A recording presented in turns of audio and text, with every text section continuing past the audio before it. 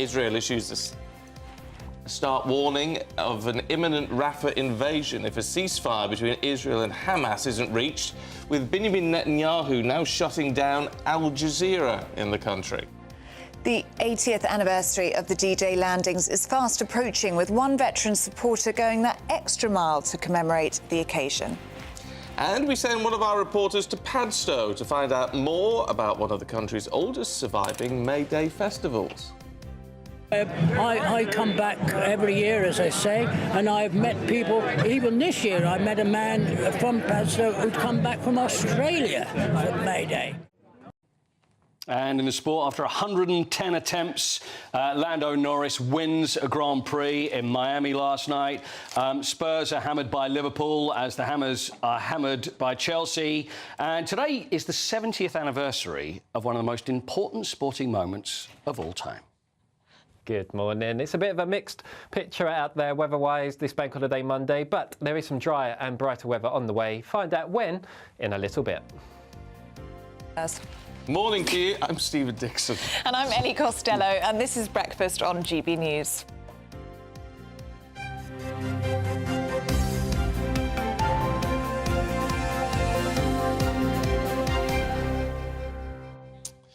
I have something fun to talk about. Do you? Because usually you come prepared, and I thought today it's my time to shine. Oh, good. 1 in 4... this is quite shocking, I think. 1 in 4 young adults never answer the phone. How are you doing? What? And it gets better. What happens if someone... What? 1/4 of people aged 18 to 30... This is the front page of the Times this morning. 1/4 of people aged 18 to 34, which means I'm a young person, confessed in a survey that they had never answered their mobile phone. 1/4 of young people have never even picked up the phone. So they communicate purely by text and emoji? Yep. They say they Google the number or they text their friends and family back rather than calling them. And they would prefer a voice note rather than a traditional phone call, which made me think of you, because you would prefer a voice note. I do a lot of voice noting, but I also do a lot of video calling. Oh, you do, yes. Love a video call. Yes, you are very good at communication. It's lovely. You can keep in touch with the family. I've got the in-laws in Blackpool, and then my family a bit further north, and some in Spain, and you can just have a lovely... He's very techie. So you just do a video call. But yes, 70% of young people said they prefer a text to a call. 37% prefer a voice note. But yeah, 1/4 of young people never even picked up the phone. It was shocking. I think that's really old. Apparently there's too much pressure on a phone call to respond quickly. Do you remember the old... I don't know if you'll remember this. Yeah, but some of you will remember this. When you had your telephone table, and you had your telephone in the hall, and we had a little telephone table with a built-in seat. Oh, that sounds jazzy. So you could sit down, and also a little money box. My dad put a little money box there, so if you used the phone, you had to put a bit of money in to pay the bill. Oh, I didn't know that. Yeah, do you remember all of those sort of days? Oh, that's fun. My mother was... When they had the telephone table taken out... Yeah. Because obviously they didn't even have a telephone there anymore, because it was all wireless things. And she was really upset because she really liked it. Oh, she liked a little seat. I was like, what are you going to do? We're never going to sit in it ever again. Do you have a landline? No. Now? No, neither do I. No, I don't know. I think those days are gone. I remember being on MSN after school, you know, the instant messaging. Right. On the computer, which was underneath the stairs. And then if my parents picked up the landline, you couldn't use the internet. Do you remember that? Yes. That was the thing. It's all changed very quickly, Stephen. That was when you were on dial-up. Dial-up, yes, and you could hear it. Yeah. And it was very, very, very, very slow. Very slow. Yeah, we've come a long way very, very quickly, and now young people can't even pick up the telephone. Lazy devils. Let us know what you think about that. gbnews.com/your-say. It's all your generation, so frankly, I'm blaming you for it. Right. Well, you're very techie. You do it all. You do it for all of us, I think.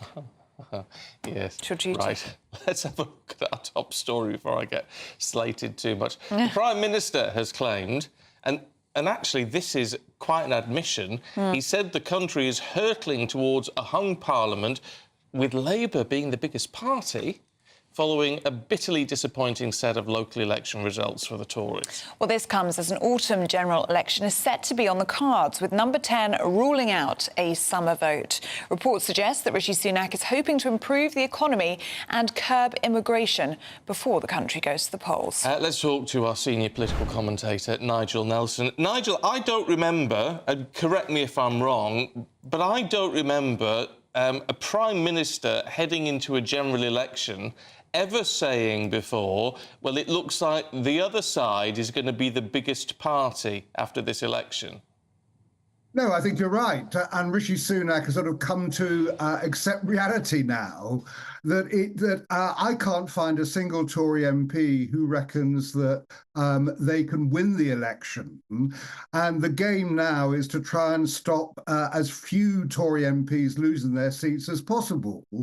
What Rishi Sunak is doing here is looking around for crumbs of comfort after a disastrous local election. And he's landed on the projected national vote share. Now, we have to be a bit cautious about these figures. What they actually show is that Labour would fall around 30 short of an overall majority. But these figures are based on local elections. They don't take into account the effect of reform. There were no elections in Scotland, so that's not included. So all they tell you is this is what would have happened if the whole country was voting in local elections. It doesn't predict national elections, and the figures go all over the place. I ran them myself using these figures, but giving Reform a very generous 17%, which they won in Blackpool South, and then you get Labour falling short by just 6 MPs. So, as I say, let's be cautious about these figures. Nigel, we're hearing that the Prime Minister is now looking ahead to an autumn election. He wants to give time for the economy, those interest rates to come down and to focus on immigration as well, of course, those Rwanda flights to take off. The front page of the Daily Express this morning is really interesting. Sam Lister writing that only big tax cuts and growth can save the Tories now. Do you think that's a possibility? Well, I mean, certainly Jeremy Hunt is working on the idea of tax cuts. So you'd expect now an autumn budget. There will be some tax cuts in that. We will see some flights take off to Rwanda, or at least one flight anyway, probably. And also the economy should improve slightly. Inflation is going down. But whether or not people will feel an awful lot better come the autumn than they do now is another question. That still the cost of living crisis is the top issue for voters. And the next one down is NHS waiting lists, which are still incredibly high. So it is difficult to see how the autumn makes life really any better for the Prime Minister. But at the moment, it couldn't be worse than it is now. So what it looks like he's planning is holding an election by launching the campaign on the back of the party conferences in October, which now puts the most likely date for one for November the 14th. Isn't that timing quite dangerous, though? Because it ties in with the presidential election. It's within a matter of days, really, of the presidential election, which may actually force more people to the left out to the polling booths if they're unhappy with what they're seeing in America, which they are likely to be. Then that's going to encourage them, isn't it, to take a stand over here? Yes, I mean, the original plan was to try and avoid this kind of date because, for that very reason, that you didn't want to coincide the British elections with the American one. But Rishi Sunak has just simply run out of options. I mean, if we were going back to the end of last year, he was clearly planning for an election on the same day as local elections. So we would have had our general election last Thursday. The polls just didn't shift. The 2 cuts in national insurance didn't do any good. Labour continuously look like they're 20 points ahead as far as opinion polls go. So Rishi Sunak abandoned the idea of a May the 2nd election, doesn't want to do it over the summer because he needs things to improve and hopes something will turn up, like Labour might implode in the meantime. So he's really left with no option but to go late. As I say, October or November being the most likely. And what do you make of Suella Braverman speaking yesterday to our very own Camilla Tominey, actually, of this parish? She said the Tories will be lucky to have any MPs left at the next general election, or after the next general election, I should say. Do you think we are facing total wipeout of the Conservative Party? No, I think that's being overly pessimistic. The polls will close as the general election gets nearer. So I don't think that the Tories are heading for total wipeout. I mean, the local elections were really, really bad, but not a total catastrophe. The fact that the Tories were able to keep Ben Houchin as the mayor in Tees Valley was really important. He won with 73% of the vote last time, went down to 53% this time, but it still was a win. The fact he kept council losses to below 600, that would have been catastrophic. That helped slightly. So no, they're not. It's not the end of the road for the Tories in that sense, but it is a question of how many they save. And at the moment, I think we're still looking at an overall Labour majority. Okay. Nigel, thank you very much indeed. Good to see you.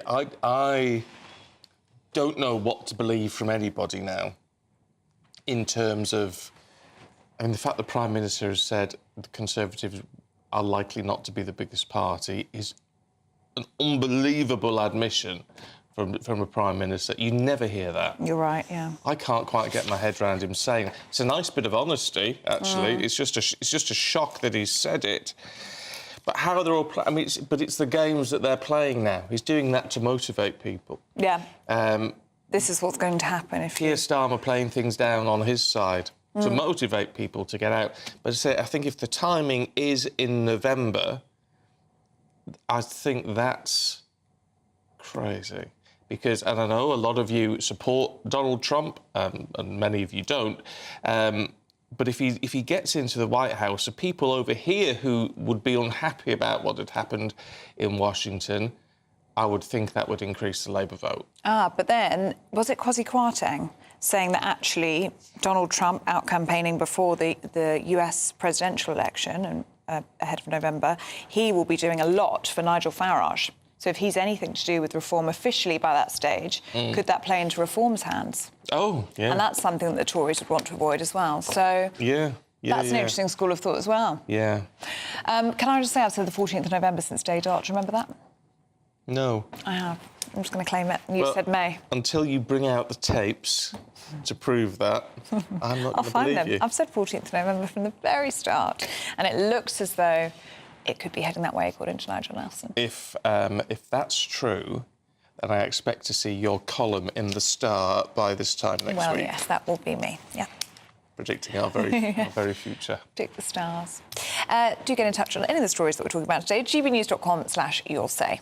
Now, today is exactly 1 year since we were set out in the cold, having a wonderful time as we prepared for King Charles being crowned in that incredible coronation that was filled with pomp and pageantry. But 12 months later, the monarch seems to have forged an even closer bond with the people of Britain, following his openness surrounding his cancer diagnosis. And all of this, believe it or not, comes as, and this surprises me, because all the Wales's children seem to be very close. We've had a birthday a week, haven't we? It was Prince Archie's this time round. He's going to be 5. Well, he's 5 today. Yes, well, joining us now is Royal and Showbiz reporter Kinsey Schofield. Good to see you this morning, Kinsey. And should we start with the King? I cannot believe it's already been a year since that incredible ceremony that we saw 12 months ago. It's been the most wonderful year for the King and also such a challenging one. That's right. You'll remember the coronation was so carefully choreographed to display what the King called a community of communities with more diversity, acknowledging, a multi-faith-based country. The royal rhythm and rituals are primarily safe, it feels, under this King Charles reign.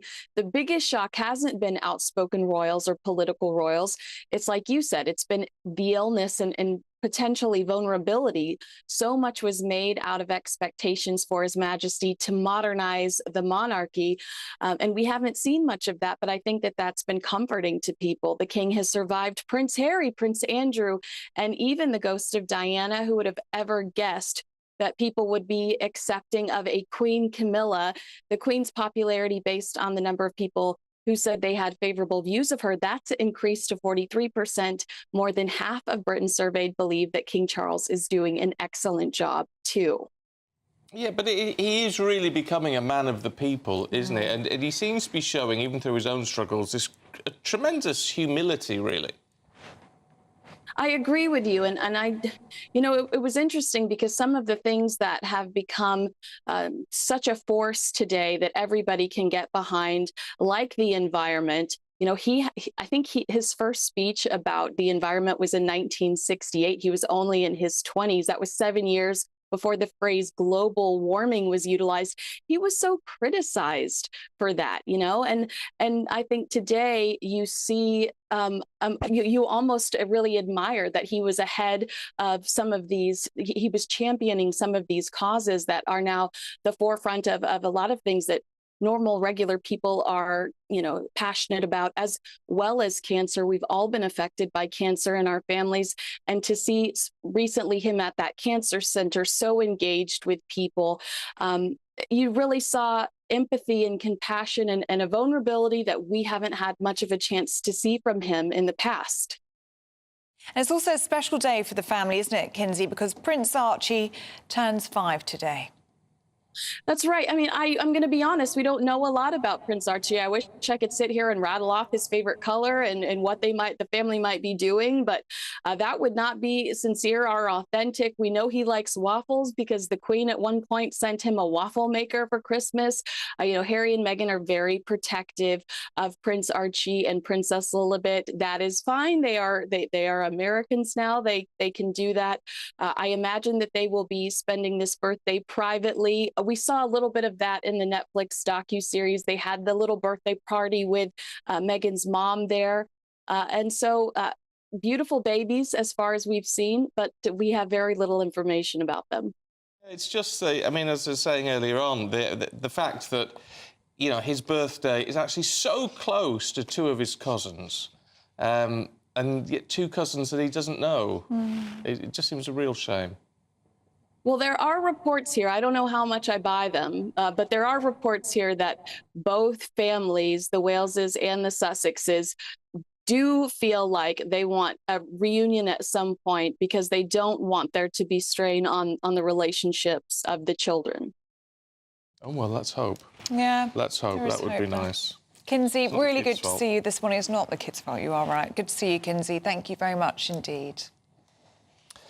Now, in a month, British veterans will return to France to commemorate the 80th anniversary of the invasion of Normandy. Yes, the D-Day landings on the beaches in northern France were considered to be the largest seaborne assault in history. Well, returning alongside veterans this year is one of the original landing crafts used on D-Day. It's been fully restored in Lincolnshire. Well, we sent our East Midlands reporter Will Hollis to take a look. History in your hands. These tyres rolled onto the beaches of Normandy, but now new ones are needed before the landing craft can go back. Made in Detroit. In Holbeach, Lincolnshire, Harold at the Anglia Motel is preparing for the trip. The tyres are original. They was on the dock in 1944 on the beaches of Normandy, and they're rather cracked around the walls, but as you can see they're very good treads, but it's just the side walls that's got a lot of cracks in when she gets a lot of weight. And well, you can see the rims, they're red rusty through salt. He's spent £70,000 refurbishing the D-Day vehicle known as a Duck that was key to the operation. I put all new lights on it and we put another new engine in it. She's in good nick. The Americans made 20,000 of the amphibious vehicles for use by Britain and the Allies across the war. On D-Day, they were essential in bringing ammunition and supplies to the battlefield. June the 6th marks 80 years since D-Day. The invasion in northern France was the turning point in the war. 22,000 Allies died during the battles. In 1 month, British veterans returned to Normandy. Harold says he's fixed the Duck for them. I think it's nice to say cheerio on the 80th anniversary because all my veterans now have passed away. Before Normandy, this duck needs to test the water. Stephen, an engineer, has offered to help. Well, it looks like it's going very well. It's going through the water very smoothly and quite quickly. She's a welcome sight in Hunstanton, Norfolk. Seen them on films, Longest Day and Saving Private Ryan, but it's great having a actual look at it. The concept of it being so symbolic, going back to where it came from. The men that died going on the beaches, it's just a pity that they couldn't be here to see it. Thousands of the landing craft were used during the Normandy campaign, including this one, which Harold's taking back to France for the 80th anniversary. Put her in gear and away she went, like she did in 1944. In the Channel, Harold will release thousands of poppies and red roses, remembering those who never came home. Next stop, Normandy for the 80th anniversary. Will Hollis, GB News. Oh, I mean, really lovely that. Actually, it's so good that some of these things have been kept and they're fantastically restored by these people with passion, actually. Yeah, and it's so important, isn't it, to remember, because 80 years ago... It's a long time. It's a long time. We must never forget. No, so it is so important to keep talking about it and to have these special events to commemorate what happened. Lots of you getting in touch this morning. We've been talking about phone calls because apparently, according to the front page of the Times this morning, 1 in 4 young adults have never answered a phone call. Judy says she still has a landline, I have to confess. And she says, we look beautiful in yellow. Oh, thank you. And Debbie Big Bird says, I've got a landline, but you can't call it a landline anymore because it has to go through the internet. Oh, it does, yeah. They've all changed it, haven't they, now? So it actually does... They are what they call VoIP, aren't they? Voice over Internet protocol. Oh, right. Well, this is what I mean by you're very techy. Yeah, VoIP. Yeah. Yeah. Well, it's the best. It's the way forward. I mean, the phone calls have never been clearer. No, it's very good. So there you go. But I like my little video calls. Yeah, you do. It's nice, isn't it? You can do it anywhere around the world. It's amazing, really. Do you... video call you're in bed. She's in bed a lot. It's because we work at silly o'clock in the morning. Go for a little nap, as do you. And, yeah. We love a nap. Oh, dear. Right, now, as you may know, we've been nominated again for a Trick Award in the Best News Programme category. So we need your help to win because this is all down to viewers having your say, purely based on your vote. Yes, all you have to do is head to poll-trick.org.uk. All of the details are also on gbnews.com, so you can vote now to make it count, please. Or if you've got your phone, not a landline, but a smartphone, you can scan that QR code and it'll take you there. Now, it is ridiculously hot in the studio. It is...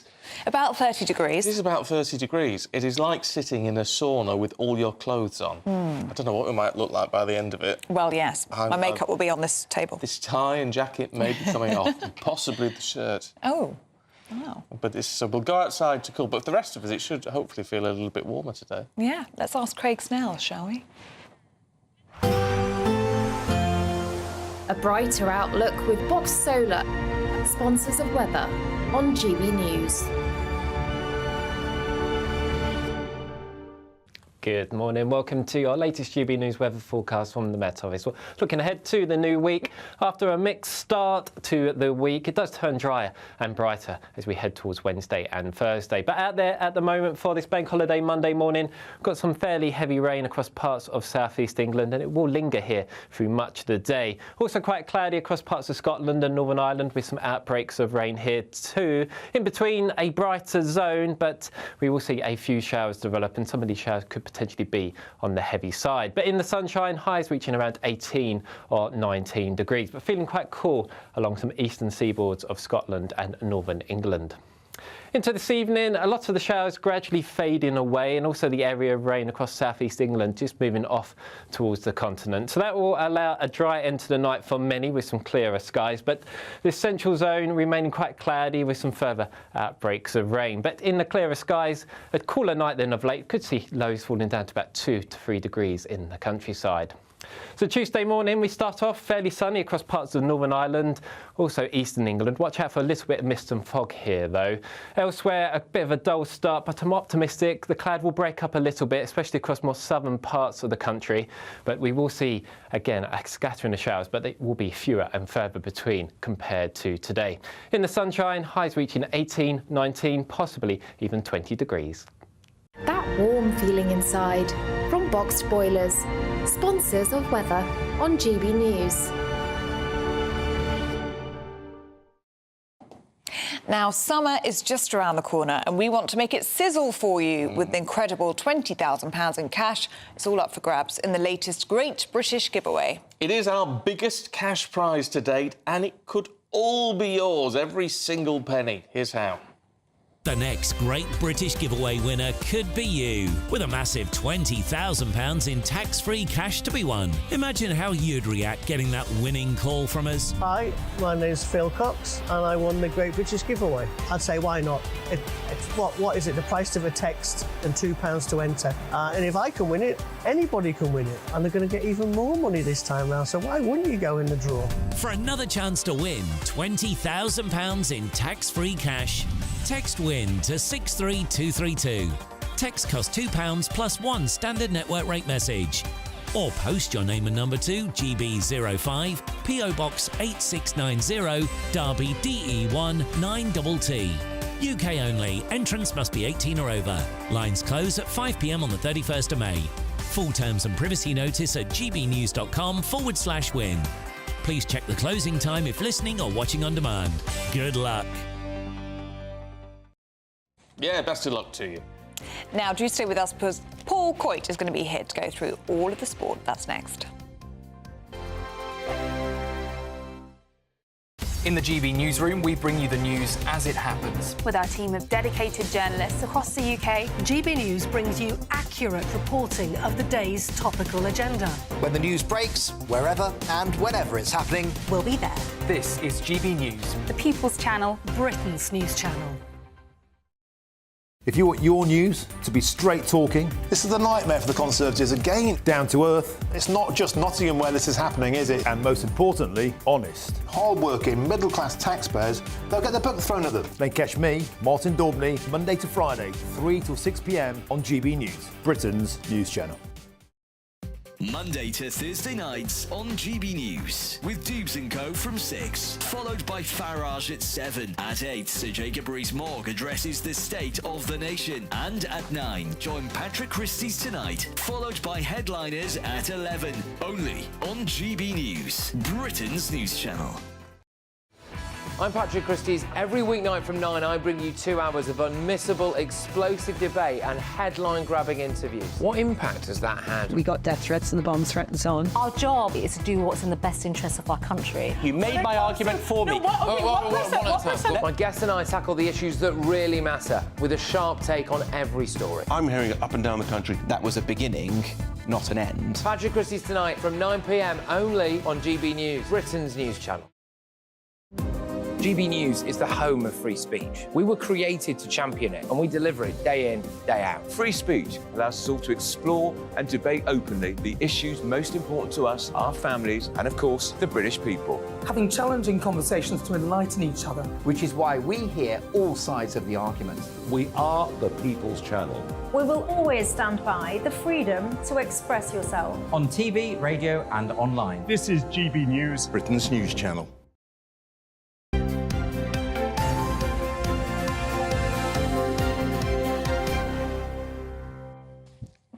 We've had fans fashioned for us. Look at these.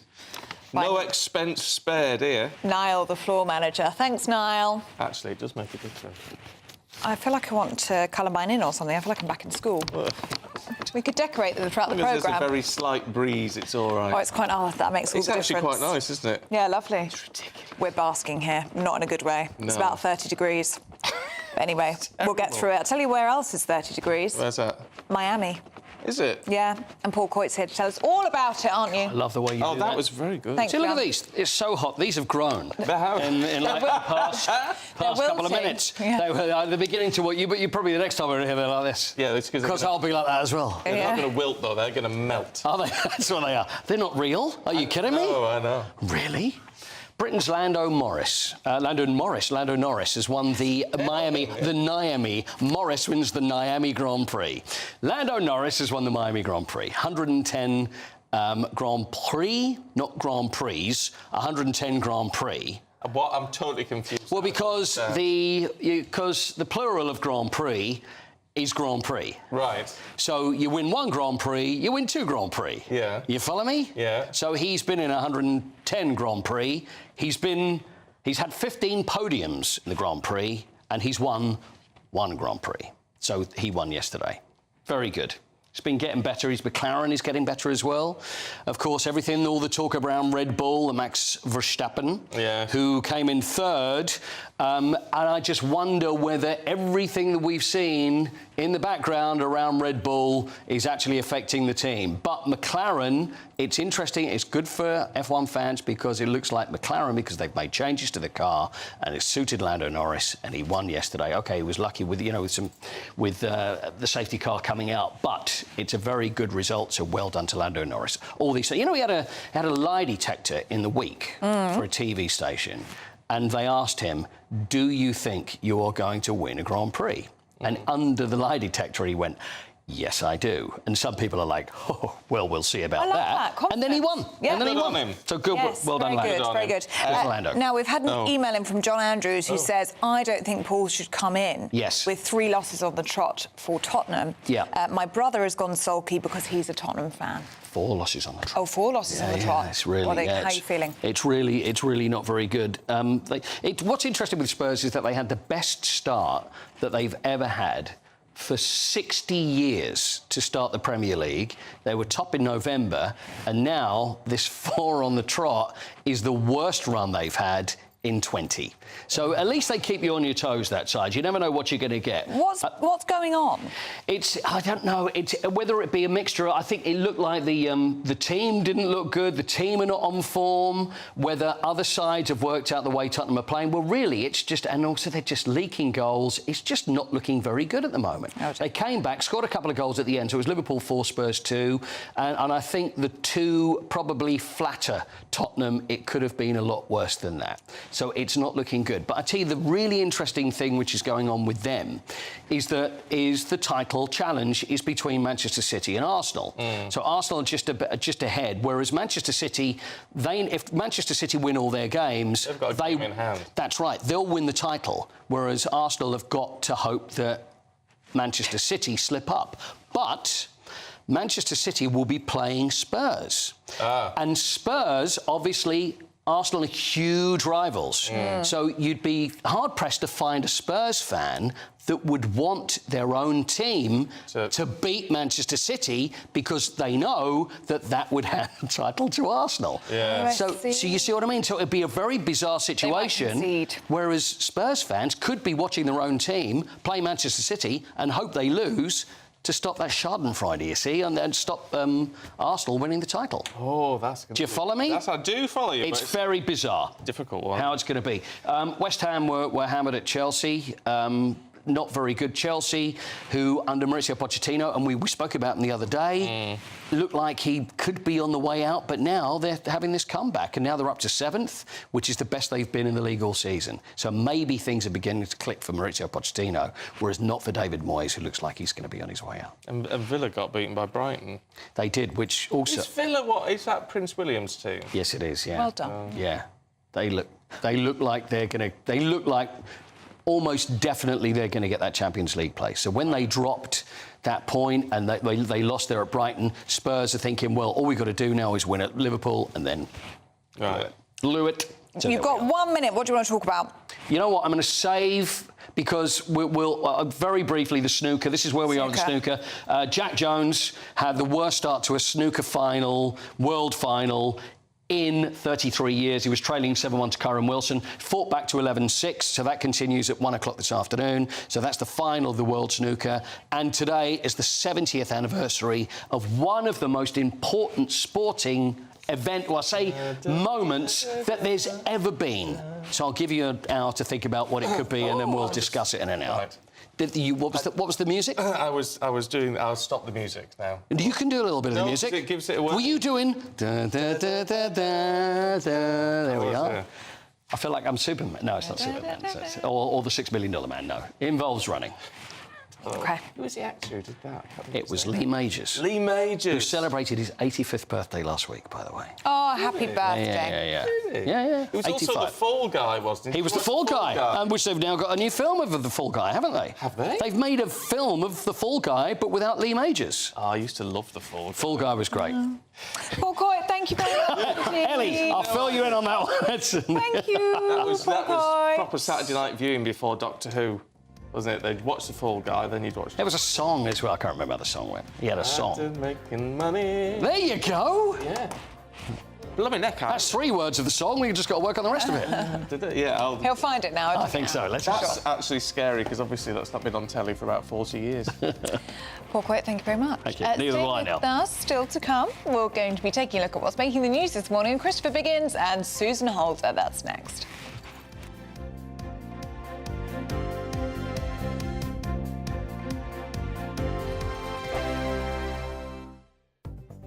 The latest GB News travel. Good morning, I'm Russell Holding. In Northumberland, the A69 is closed in both directions at Holt Whistle after an accident late last night. In Staffordshire, the A500 is closed northbound off junction 15 of the M6 to the A34 at the Hanford interchange at Stoke-on-Trent for an investigation. Buses replace trains between Leamington Spa and Nuneaton, also between Watford Junction and St Albans Abbey, and between Bletchley and Bedford because of an overtime ban. In London, the A10 is blocked for an investigation at the junction with White Hart Lane in Tottenham, and in East Sussex the A21 is closed southbound along London Road at St Leonards-on-Sea from Battle Road to St Matthews Road, and that's for emergency repairs. And that's the latest. You can stay up to date throughout the day by visiting our website gbnews.com.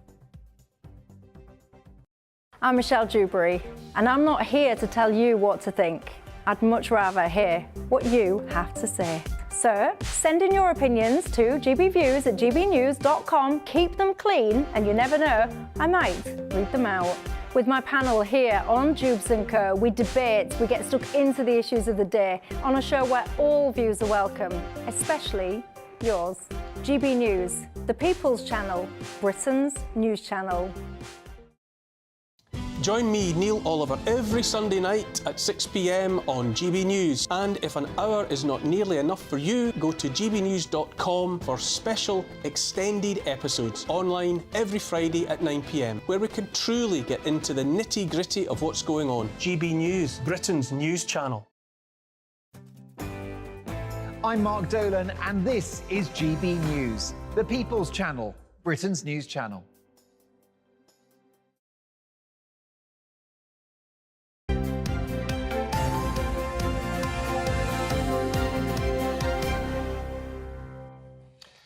.38, time to see what's in the papers this morning with Christopher Biggins and Susan Holder. Morning, you two. Good morning. Good to see you. Thanks for coming on a bank holiday. I know. I never know about bank holidays.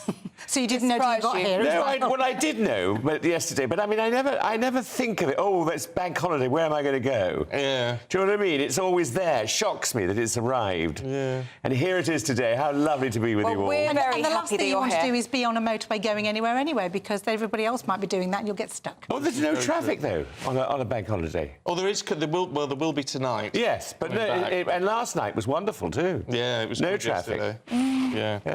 Right. Susan, should we take a look at the Times front page and the Telegraph front page? And this is all about the timing of the election.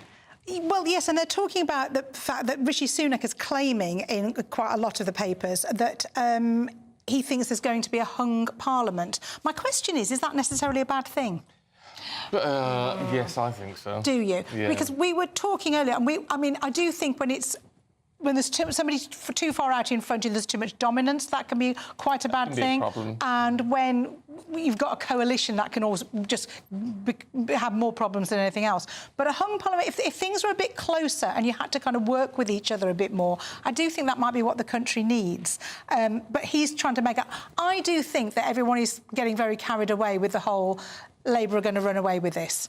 I think the local elections have done certain things, but people vote very differently in a general election. They don't vote on the same matters. They vote overall. And I don't think people are convinced that Labour are necessarily what we need in government. But it's the first time, and I keep saying this, but I think it's the most important part of the whole thing is that he's said, as it stands now, the Labour will be the biggest party in Parliament. Who said that? Sunak. Well, he's also saying that they're going to be propped up by other parties, by the Greens. Oh, they'd effectively be a minority, but a minority government if they wanted to go that way. But to admit that your party's not going to get as many seats as the opposition is quite something. Well, we were talking earlier, though. I mean, we both feel strongly that this country is in such problems that why don't they, rather than shout at each other, why don't they calm down and talk and try and resolve some of the problems we're in? And I don't want a coalition government, but I do want a little bit of sense. A sort of government of national unity. Yes. But if we went through the pandemic and they didn't do that, how are we ever going to do it? That was the moment where we should have... You're right. They also should have brought every living Prime Minister that ever had been round the table to advise and give their...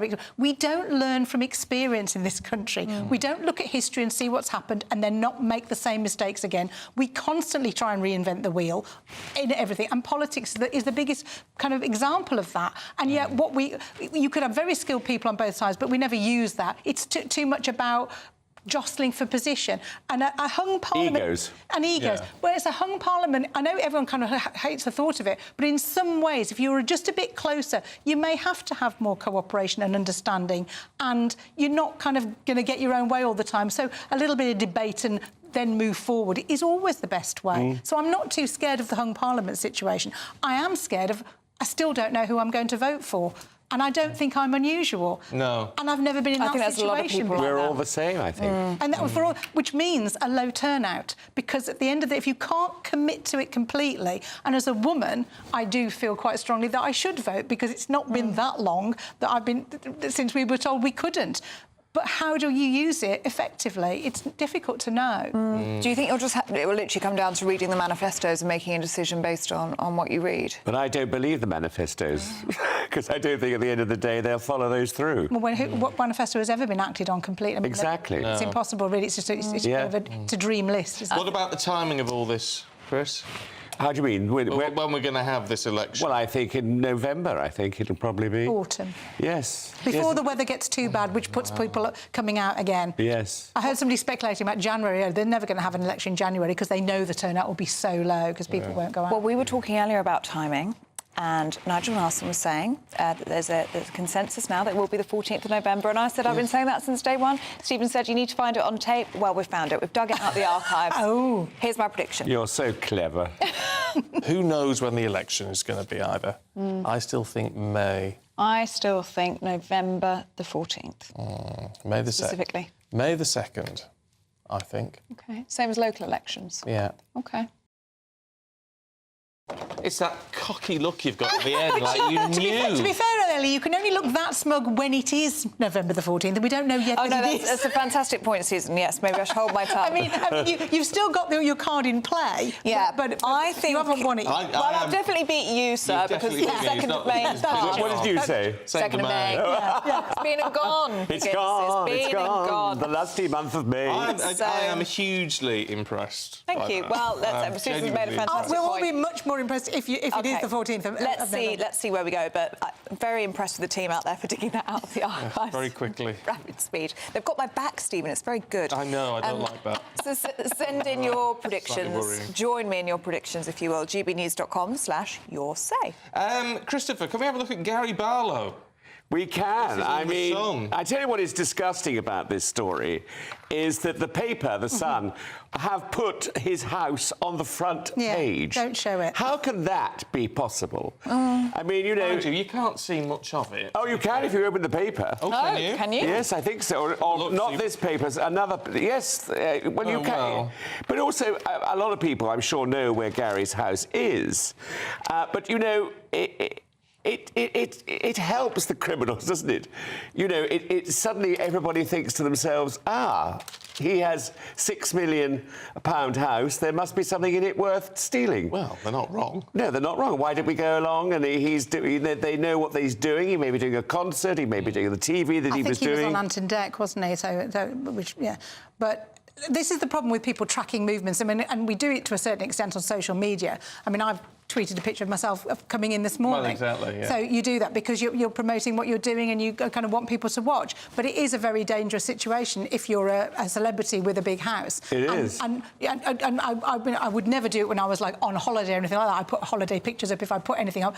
I've been and gone and come back. I think you have to be very careful about that sort of thing. But I do think the press have a very great responsibility to not show, especially when they do aerial shots of famous people's houses and they list the kind of things that they think they have and everything. What on earth are they thinking? It's terrible. Yeah, I agree, and you know, it's a terrible situation, and I think this has happened a lot over the years. You know, people know or been told by newspapers or news items or whatever that this is a house belonging to a famous person, and not if they don't need to mention the fact that it's got lots of lovely things in it. Well, footballers are particularly vulnerable because people know where they are at a certain point if they're playing in a match, and people go on constantly about footballers' homes, and it is a security risk for that. I do think the press should be more responsible in that kind of thing. You're absolutely right, and I think it's terrible. But anyway, poor man. They haven't said what they stole, but I'm sure it was well, just that invasion some of his music, perhaps. Well, 1 million love songs have probably gone. Absolutely. Very good. Very good. I got it. Biggins, should we take a look at this? The story we've been talking about this morning, Biggins. We're all on the same page. It's about... Phonophobia. Yes, young adults have never answered a phone call. I think it's 1 in 4, isn't it? Yeah, 1 in 4. I mean, it's interesting. As I'm getting older, I do use the phone less and less, or answer less and less. I mean, you think, and also nowadays with a mobile, you can see who's called you. Yeah. And you think, oh well, I'll ring them back. Who are we talking about? I'm not going to go into any names, but you know, it's an interesting one, and I think it's interesting that young kids now, I don't think they want to be bothered by phone calls somehow.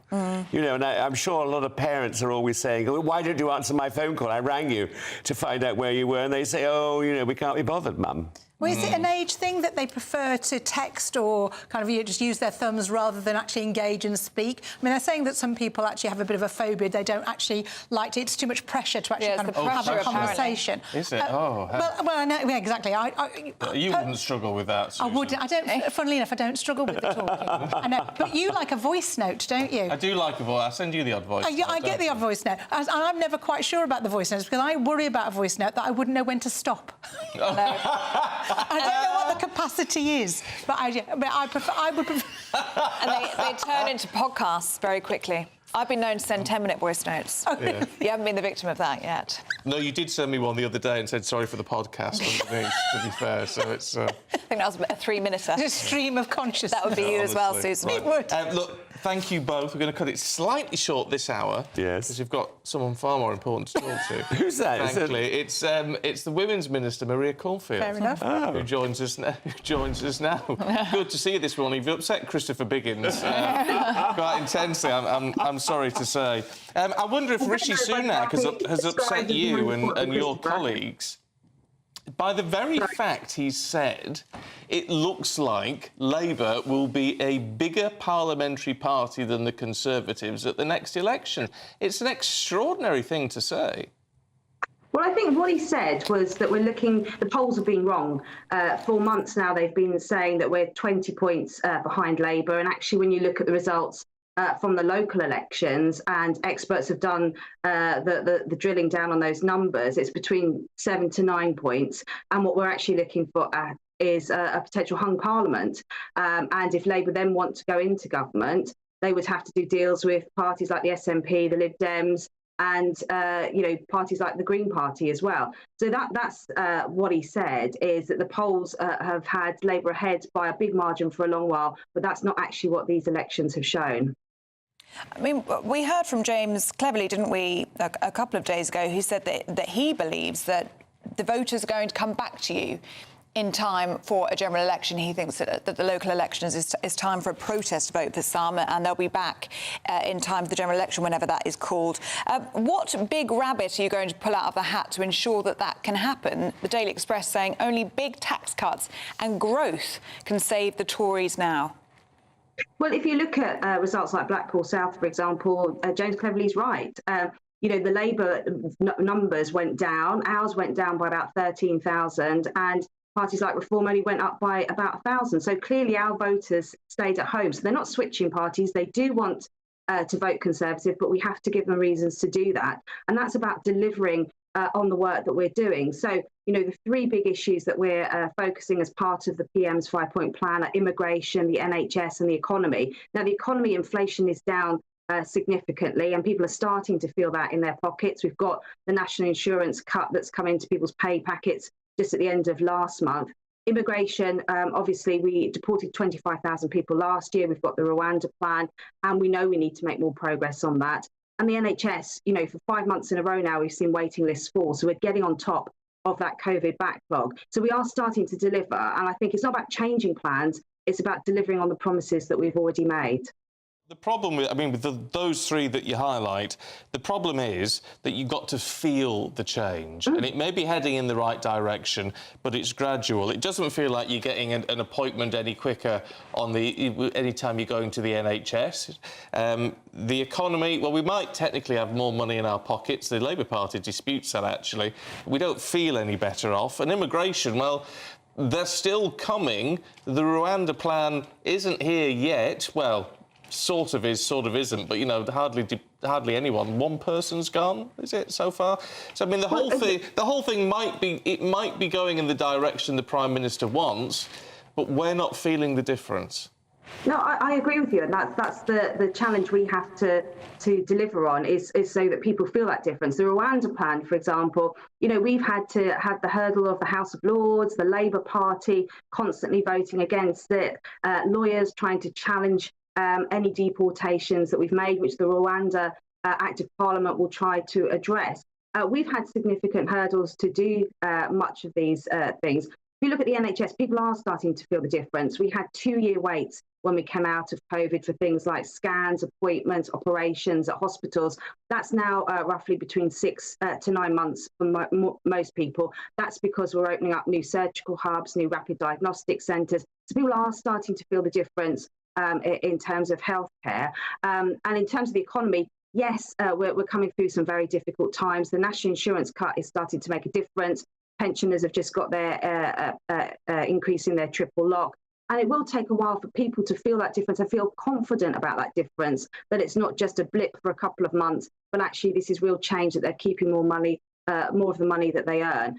So that is absolutely the crux of the issue. People need to feel the benefit of the work that we're doing. What is the Tory plan now after the results of this weekend? Because it doesn't seem to be very united in approach. Suella Braverman suggesting that the party needs to swing to the right in order to garner better results. And Mark Harper suggesting yesterday that you just need to stick to the plan, stick to the status quo. But the plan isn't working, is it? You've lost 470 councillors over the weekend. You only won one mayoral race of the number that there was. I mean, isn't it time to change course? Well, no, I would disagree. The election results are better than were predicted. We won 19 out of the 33 police crime commissioners. Ben Houchin was re-elected in Teesside, where he was predicted not to. Andy Street only lost by 0.8% in his election in the West Midlands. And when you look at the numbers, and the experts have crunched those numbers since Thursday, actually the polls have narrowed and the polling was widely wrong. You know, Susan Hall was predicted to be 20 points behind Sadiq Khan, and she came in 11 points behind. So the polls aren't quite right, and we are making progress. And some of the key areas, such as Harlow, that Labour really wanted to take control of at these local elections, they didn't manage to. And I think there's a consensus now that Labour haven't done enough if they want to be in government. And so what we want to do over these next few months is make sure that the things that we're working on, you know, we said at the last election, take control of our monies, laws and borders, well, immigration, our borders, our NHS, and getting people feeling like they're benefiting from going out to work and keeping more of the money that they earn is the PM's priorities. OK, we've only got 1 minute left. You've got to maximise every opportunity you've got now, because you are up against the ropes, really, which is why, if it looks like, and it increasingly does, a November election, that's the last thing that's going to work for the Conservative Party, isn't it? You've got pressure from Donald Trump supporting Nigel Farage and reform, which will go a long way. You've got people who are anti-Trump more likely to vote Labour. It would seem very odd timing for you. Well, you know, we had a December election in 2019 and won a big majority then. People are very focused when it comes to an election. They'll have a choice to make as to who will be the next Prime Minister. It'll either be Keir Starmer, and, you know, one of the announcements that we've made today is around making sure that public toilets, when they're being built in future, will be single-sex provision so that women will have protected space for toilets. Things like that, Keir Starmer is very, very flaky on. It's only, you know, the Conservatives have been quite robust on issues such as that. And people have a decision to make. Do they want to stick with the plan? We're starting to get more money into their pockets. The border's starting to be controlled a lot better. The NHS improving after we've come through COVID. Or do they want to put that at risk and have Keir Starmer, which, you know, he's not really clear on what he's going to do on any of those issues. And do they really want to put that at risk? That is the decision whenever the election comes. OK, Maria Caulfield, really good to see you this morning. Thank you. Let's get the weather now with Craig's now. A brighter outlook with Box Solar, sponsors of weather on GB News. Good morning. Welcome to our latest GB News weather forecast from the Met Office. Well, looking ahead to the new week, after a mixed start to the week, it does turn drier and brighter as we head towards Wednesday and Thursday. But out there at the moment for this bank holiday Monday morning, we've got some fairly heavy rain across parts of southeast England, and it will linger here through much of the day. Also quite cloudy across parts of Scotland and Northern Ireland, with some outbreaks of rain here too. In between, a brighter zone, but we will see a few showers develop, and some of these showers could potentially be on the heavy side. But in the sunshine, highs reaching around 18 or 19 degrees, but feeling quite cool along some eastern seaboards of Scotland and northern England. Into this evening, a lot of the showers gradually fading away, and also the area of rain across southeast England just moving off towards the continent. So that will allow a dry end to the night for many, with some clearer skies. But this central zone remaining quite cloudy with some further outbreaks of rain. But in the clearer skies, a cooler night than of late. Could see lows falling down to about 2 to 3 degrees in the countryside. So Tuesday morning, we start off fairly sunny across parts of Northern Ireland, also eastern England. Watch out for a little bit of mist and fog here, though. Elsewhere, a bit of a dull start, but I'm optimistic the cloud will break up a little bit, especially across more southern parts of the country. But we will see, again, a scattering of showers, but they will be fewer and further between compared to today. In the sunshine, highs reaching 18, 19, possibly even 20 degrees. That warm feeling inside from Boxed Boilers, sponsors of weather on GB News.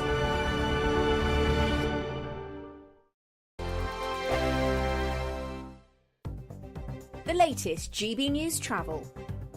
Good morning, I'm Russell Holding. Buses replaced trains again today between Kilmarnock and Stranraer after a fire near the railway recently. And there's also a Half Valley shuttle train service operating between Ayr and Prestwick Town. In Northumberland, the A69 is closed in both directions at Holt Whistle after an accident late last night. In Staffordshire, the A500 is closed northbound from junction 15 of the M6 to the A34 at the Hanford interchange at Stoke-on-Trent for an investigation.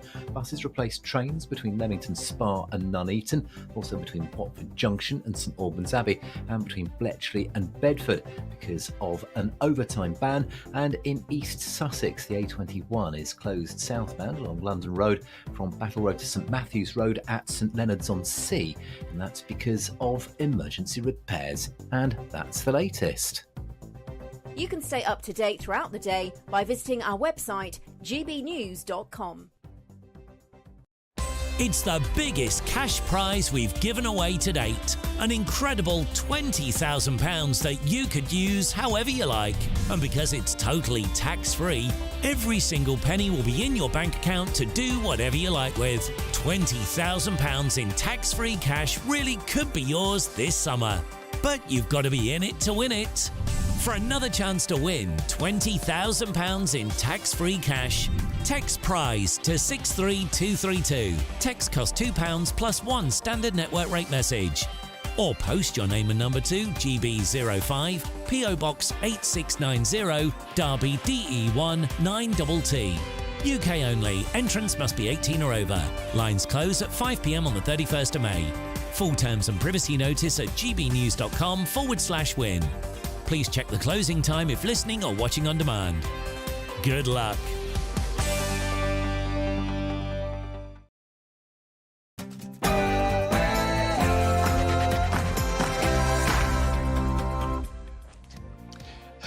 Good morning. 7 o'clock on Monday, the 6th of May. Today, the Prime Minister says the country is heading towards a hung parliament as an autumn election looks to be on the cards.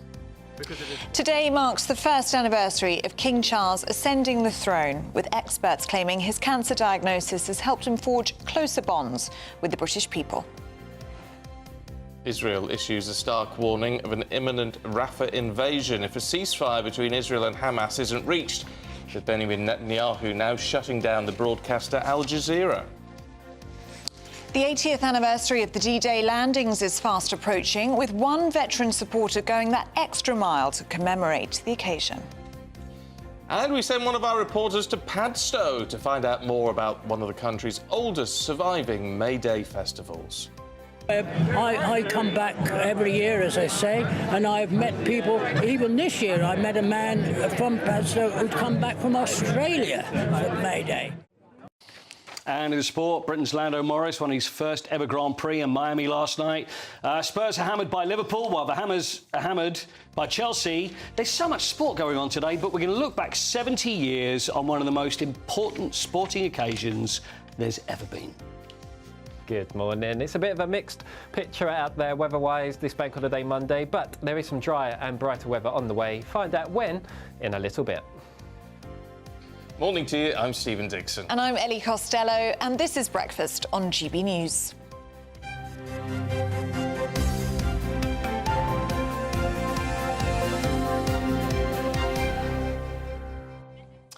We've been talking about what they're calling phonophobia this morning, which is how many? 25% of all... quarter of young people have never, ever answered a phone call. Because they don't like it. They don't like the pressure of coming up with conversation. You wouldn't struggle with that, would you? No, neither would you. No, definitely not, no. Simon's been in touch saying texting gives you time to reflect on your reply. That is true. That is true. The problem, though, is have you ever had this situation where someone sent you a text to which you have taken offence, but when you actually speak to them, they didn't mean it like that at all? Yeah, you just misread it. I think that is the danger of texting. Yeah. Do you ever find that your thumbs hurt when you're texting lots? No. Oh, mine do. No, it's like a stress injury. If I text too much, my thumbs start to hurt. But it's why you send me great long texts. It's why I then sort of go to the voice note, and I'd often say, don't I? Can't be bothered to type this. Yes. Then I have to sit there and listen like this. And she always types back. She sends a voice note back. I think it's quicker to text. Very rarely. Quicker to text. But do let us know, because we've gone down nostalgia lane, haven't we, this morning? We've been talking about dial-up internet access. Telephone tables. Telephone tables. Oh, and who was it who... is it about the shelf? The shelf. The shelf. Yes. A special shelf for your... Very in sync. For your phone book. Yeah, that was a good... We had a sort of table. Yes, a shelf for the phone book, Stephen, says Julie Nichols. Yeah, it's all the things you had to do back then, back in the day. Yeah, I don't ever remember having a wired phone. Did you ever have a... Yeah. Oh, right. No, we had to pick one up and... Dick, dick, dick, dick. Oh, right. And what you couldn't do, you couldn't buy a phone. What do you mean? You couldn't buy it. You could not buy telephones. You had to rent them off BT. Really? Yeah, you couldn't buy one. You had to rent them and just see what they came with. You didn't get a choice. You turned up with a... Oh, you wouldn't even get to pick the colour? Nothing, no. Oh, my goodness. You just turned up. We've come a long way, haven't we? And now everything's on our phone. You can order food, you can order taxis... Do you remember renting tellies? No. You had to rent your telly and all, unless you were very rich. We've come a long way. Radio rentals. It's Do you remember amazing. them? They don't exist anymore. Gone down nostalgia lane this morning. Do keep your views coming Quite in nice, on though. it. It is nice, isn't it? Maybe there's simpler times. We'll have a vol-au-vent in the break. Oh, yes. They never went out of style for me. gbnews.com/your say. All right, now our main news this morning. And the Prime Minister has said the country is hurtling towards a hung parliament following a bitterly disappointing set of local election results for the Tories. Well, this comes as an autumn general election is looking more likely, with number 10 ruling out a summer vote. Reports suggest that Rishi Sunak is hoping to improve the economy and curb immigration before the country goes to the polls. Well, earlier we spoke to Minister Maria Caulfield.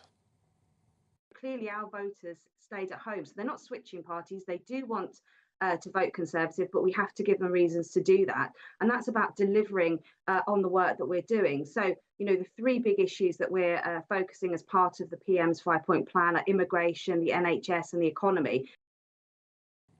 Well, to discuss all of this with us is GB News host Albie Amankona. Good to see you this morning, Albie. And really, an unbelievable admission from Rishi Sunak. I think it's the first time that I've ever heard it from a Prime Minister, that we are facing a hung parliament with Labour being the largest party. That's certainly one way that some people in the Tory party are choosing to read the local election results that we got towards the end of last week. And it all comes from this idea that if the general public voted along the same lines that they voted in the local elections, in the general election, there would be something like a 7 to 11% lead that Labour would have over the Conservatives, which is not enough to deliver a parliamentary majority. So we're having Conservatives, whether it's Rishi Sunak in The Telegraph, Maria Caulfield on GB News, saying that we're headed to a hung parliament. Now, whilst that might be a nice thought, the problem with that hypothesis is that very rarely do people, voters in local elections, vote along exactly the same lines in general elections. But in what way could you potentially see it swing? I mean, that's the big question now. If the people are going to vote slightly differently, are they more likely to vote Labour for a change or stick with the Conservatives? Or indeed, think the Conservatives aren't conservative enough and go reform? Well, in local elections, people tend to vote on local issues. You tend to get a lot more independents doing a lot better in local elections than you ever would in general elections. If we look at the local election results, the second largest party after the local election results isn't actually a Conservative party, it's the Liberal Democrats. And then there's also, I think, in some polls, the independents are polling at 22%. Now, if we look at the national polls, the national picture, that is not how it looks whatsoever. But you will still get Conservative MPs, Conservatives coming out in the media saying that actually, if we just look at the local election results, they are very different to what the national polls say. So actually, we could be heading to a hung parliament. And I think the new attack line which Rishi Sunak and the Conservatives are using is, if you don't vote for us, there'll be a coalition of chaos with the Labour Party, the SNP, the Greens and the Liberal Democrats. The problem is, it's been a pretty chaotic 5 years since the Conservatives took office in 2019. So what do you think is the best way for the Tories to move forward now, Albie, in terms of a general election? Because Miriam Cates, writing in The Telegraph today, says that the party is staring into the abyss. She says part of the problem is that the party is a broad church. It's often seen as a strength, but she says it's proven to be a weakness because it leads to division. And that makes sense, doesn't it, based on what we've been hearing over the weekend? Suella Braverman saying that the party needs to swing to the right. And you've got somebody like Mark Harper saying, nope, let's stick to the plan, stick to the status quo. Well, look, the Conservative Party has always been a broad church, and that has been seen as a strength by many. Now, you will get a lot of Tory MPs, whether or not that's Miriam Cates or someone like Andrea Jenkins, who came onto the Saturday Five at the weekend to say that the Conservatives and the Reform Party should actually have a pact and be standing Reform Party candidates and Conservative Party candidates in the same seats fighting under the same ticket. You'll get those MPs saying that the party ought to swing to the right. The issue is you will get One Nation MPs, perhaps people like Sir Robert Buckland, saying, well, no, absolutely not. If we do that, I will find it very difficult to support the Conservative Party. So it's difficult to see what the Conservative Party should do to try and win the next general election. I think the most prudent thing to do would be to just get behind the Prime Minister. I think changing leader at this point in time would be a pretty bonkers thing to do in the eyes of many of the public. And perhaps the Conservative Party could claw back some of their lead to the Labour Party if they are able to get behind the Prime Minister. The boats do start to come down over the summer because the Rwanda plan starts to work and the tax cuts start to mean that people feel that they're keeping more of their own money. But it's a long shot. I was just going to say briefly, Albie, the Prime Minister seems to be trading on fear here, though, a little bit, and it might be accurate, but nevertheless, the sort of fear of a hung Parliament, he says it would be a disaster, and, you know, a lot of people would agree with that. But I just wonder if people fear... There's more chance of Labour getting a majority, isn't it, than the Conservatives, as it currently stands. So I wonder if people fear a hung Parliament more than they fear Keir Starmer in number 10, it could actually push people the other way, couldn't it? I don't know that people fear a hung Parliament. I'm with Susan earlier on. I was listening to the conversation that you were having with Susan Holder earlier on. And I think a lot of people romanticise this idea of what a coalition government means or what a hung Parliament means. It means all the parties in an ideal world work together to try and get towards some common goal. It actually sounds perhaps quite appealing to a member of the public rather than politicians being at each other's throats all the time. They actually have to work together. So I don't know that the public actually fear a hung Parliament. I think it's probably the only positive reading that the government can take from the local election results is that actually the national polls might be wrong and things might be closer and that it's all still to play for the general election. They might be hoping that they could win a Conservative majority and Labour will be hoping they'll be winning a Labour majority. OK, Albie Amankona, good to see you this morning. Thank you very much indeed. Yeah, keep your thoughts coming through on that one. gbnews.com/yoursay. Got to say, of everyone getting in touch this morning, you're not impressed with the government. Ian Purser didn't like what was said by Maria Cofield. I won't quote you directly. But, I mean, to be fair, although you're not sort of saying, well, we'd vote Labour, you're sort of saying reform. Really, on all of this. But that's as big a problem for the Conservatives as someone voting for Labour, and possibly more so in some respect. But you're not impressed with what the government's doing. You're not impressed with what the minister had to say. Kenny says they're in cloud cuckoo land. Yep, Ian says deluded Tories. Flippant remarks. I mean, loads of you not very impressed at all. So do keep those views coming in. gbnews.com/yoursay. Now, today marks 1 year since King Charles was crowned in that incredible coronation filled with pomp and pageantry. And we were sat outside the palace, weren't we? A year ago today. Freezing. And it was wonderful, wasn't it? It was fantastic. But 12 months later, the monarch seems to have forged an even closer bond with the people of Britain following his openness surrounding his cancer diagnosis. It all comes as Prince Archie is preparing to celebrate his 5th birthday. Well, so we say preparing because what are they over there, about 6-7 hours He'll still be us? asleep, yes. As will lots of you, I'm sure, at 7 o'clock in the morning. Well, joining us now is royal biographer Angela Levin. Good to see you this morning, Hello, Angela. good morning. And can you believe it's been 12 months? I mean, so much has happened, but it also just feels like yesterday. Yes, I think it's been a long and a short year, hasn't it, somehow? But the year when it all began, when he became much more easy to be with people, was actually after the death of the late Queen. They came back to Buckingham Palace, and I know they both thought there'd be nobody there or they would be shouting at them because of the loss of the Queen. Is that what they thought? Yes. And when they got there, they were about to go in, and they could see hundreds, maybe thousands of people outside, and they started singing God Save the King. So they got out the car went in, and they came round and they sort of shook hands and hugged, and it was very interesting. I thought, good heavens, is this King Charles who's making a very different image of himself? They were so happy, they couldn't really believe it. And I think from there, they've really become very, very accessible and very close. And I think the cancer has made the king even more wanting to talk to his people and caring about them. But I have to say, there was a clip when he's resumed his public duties on Tuesday, and it will stick in my mind, and he's talking to someone else who's a cancer patient, and as he has to get up to go, it's all smiles and it looks very genuine, and he just grabs her hand and gives it a squeeze. Yes.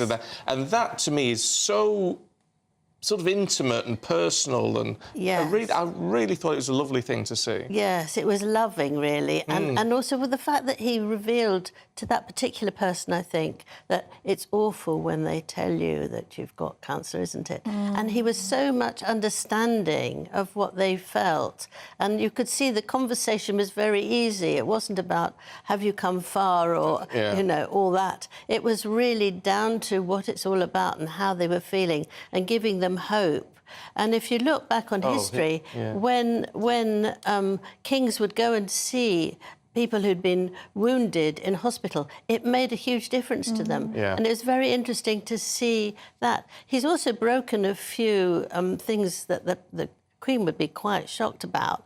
And one of these was outside, where there were two young children, 6 and 8, I think, and they'd both had cancer, and they gave a posy to him and a posy to Queen Camilla, and he came out with a big bag of presents, and he passed it to them, and he wanted to give them something in return, and that stuck with me, because I thought that is an amazing thing to do. Because they will keep that, whatever's in it. I was dying to see it. I thought maybe they would open it up, but they didn't. But, you know, what a delightful thing to do, because you keep that forever. Oh, you will. But just not people, ordinary people. He's actually done very, very well in France and Germany. Somebody very high up the ladder told me that his visit there, which were the first 2 visits, was so acceptable, and they liked his manner and his attitude, that they've stopped getting rather irritable about Brexit. They've actually dropped all that. Well, that's soft power. If you think that,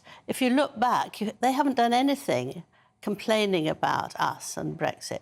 So, I mean, he's done an awful lot for us. You know, whether he's so ill or whether he's well. And I think the popularity is going higher and higher, which is lovely for him, except frustrating, because he wants to get on and do and that's it. lots and lots. We had a Republican on the show yesterday who said, as a Republican, I don't have a bad word to say about King Charles. I think he's doing a good job, didn't she? Emma Burnell, that was. So, Angela, really good to see you this morning. Nice to see you. Thank you so much. Thank you. For coming in. Now, Mayday festivities have been taking place across the country over the last few days. Ancient traditions revived, and people taking to the streets to welcome in the summer months. We hope. Well, it's a time of Morris dancing, May Queens and skipping around the maypole. And as our South West of England reporter Jeff Moody explains now, some of these traditions go back centuries. If Mayday is your thing, chances are you've heard of Padstow. Thousands flock to the small coastal community in Cornwall each year to commemorate the time the women of the town warded off Spanish invaders by parading a hobby horse through the streets, pretending it was the devil. They still do it every year. Spanish invaders now replaced by a heady mix of tourists, locals and lots of real ale. I think all traditions should keep going, because it is important for the kids to learn about and come up and, you know, get to know things that's happened. I mean, some people might say in 2024 these things aren't relevant. They might say it, but they'll never stop Mayday. It's a huge date in the Cornish calendar here in Padstow. Locals who've moved away return in their droves to catch up with friends and to welcome in the summer months. A part of our life, is part of the history of the country, and particularly of small societies like this here in Padstow, where I come back every year, as I say, and I've met people. Even this year I met a man from Padstow who'd come back from Australia for Mayday. It's one of the oldest surviving festivals in the UK. 2 hobby horses parade around the maypole to celebrate Beltane, an ancient Celtic ceremony celebrating life, the beginning of summer and fertility. Fertility of the land and of the young men and women who tend it. There are maypoles in village greens right across the country, and they've been here since pagan times. The idea is that the more dancing you do around the maypole on Mayday, the better the weather will be this summer and the better the crops will grow. There are ceremonies right across the UK, some of them dating back to Roman times, others Celtic, others Catholic, some a mix of all three. And at the heart of it all, Morris dancing. They've been around since the 15th century, Druid dances, originally with painted faces. Oliver Cromwell banned the dance, and it's fallen in and out of favour over the years. But on May Day in England, there is nothing that celebrates our way of life more than a dance around a maypole, followed by a pint or two of ale. Jeff Moody, GB News. See, that's fantastic. Isn't it? We saw some Morris dancers, didn't we, in Dartford? We did! I totally forgot about that. We did, on the high street. Yeah, I love a Morris dancer. I used to do David Linney, who was the dad of someone I went to school with. He was a Morris dancer. Aww. We also, have you ever danced around a maypole? I have not. Oh, it's fantastic. Have you? Yeah, as kids, we always I do it. would pay good money to see you do Because, that. of course, you hold the ribbons and you dance in and out of each other, and then it forms a pattern around the maypole. Oh. It's great. It'd be great to watch, No, yeah. primary school or whatever, all the primary school kids used to do it. Really good fun. Really nice. I don't think there's many young people doing it now. Well, maybe Is not, there? unless you're in places like Padstow. Yeah. It's fallen out of favour a little bit. It's a shame. It's nice to have something to celebrate. No, Let's it's have a great. good time. It's good to see the streets of Padstow looking so busy as well, isn't it? Yeah, look lovely. Everyone coming together. Lovely. Right. Well, hopefully summer is on the way. I hope so. It might As be a Jeff bit wet Moody was today. saying. Well, Craig Snell has all your details. Looks like things are heating up. Boxed boilers, sponsors of weather on GB News. Good morning. Welcome to our latest GB News weather forecast from the Met Office. Well, looking ahead to the new week, after a mixed start to the week, it does turn drier and brighter as we head towards Wednesday and Thursday. But out there at the moment for this bank holiday Monday morning, we've got some fairly heavy rain across parts of southeast England, and it will linger here through much of the day. Also quite cloudy across parts of Scotland and Northern Ireland, with some outbreaks of rain here too. In between, a brighter zone, but we will see a few showers develop, and some of these showers could potentially be on the heavy side. But in the sunshine, highs reaching around 18 or 19 degrees, but feeling quite cool along some eastern seaboards of Scotland and northern England. Into this evening, a lot of the showers gradually fading away, and also the area of rain across southeast England just moving off towards the continent. So that will allow a dry end to the night for many, with some clearer skies. But this central zone remaining quite cloudy with some further outbreaks of rain. But in the clearer skies, a cooler night than of late. Could see lows falling down to about 2 to 3 degrees in the countryside. So Tuesday morning, we start off fairly sunny across parts of Northern Ireland, also eastern England. Watch out for a little bit of mist and fog here, though. Elsewhere, a bit of a dull start, but I'm optimistic. The cloud will break up a little bit, especially across more southern parts of the country. But we will see, again, a scattering of showers, but they will be fewer and further between compared to today. In the sunshine, highs reaching 18, 19, possibly even 20 degrees. A brighter outlook with Box Solar, sponsors of weather on GB News.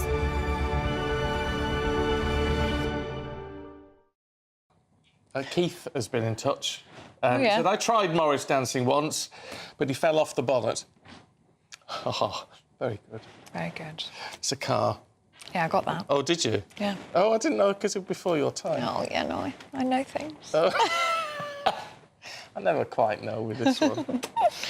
Right, summer, as we're hearing from Craig, is just around the corner, and we want to make it sizzle for you with an incredible 20 grand in cash up for grabs in the latest Great British Giveaway. Yes, it's our biggest cash prize to date, and it could all be yours. So here's how you could be a winner.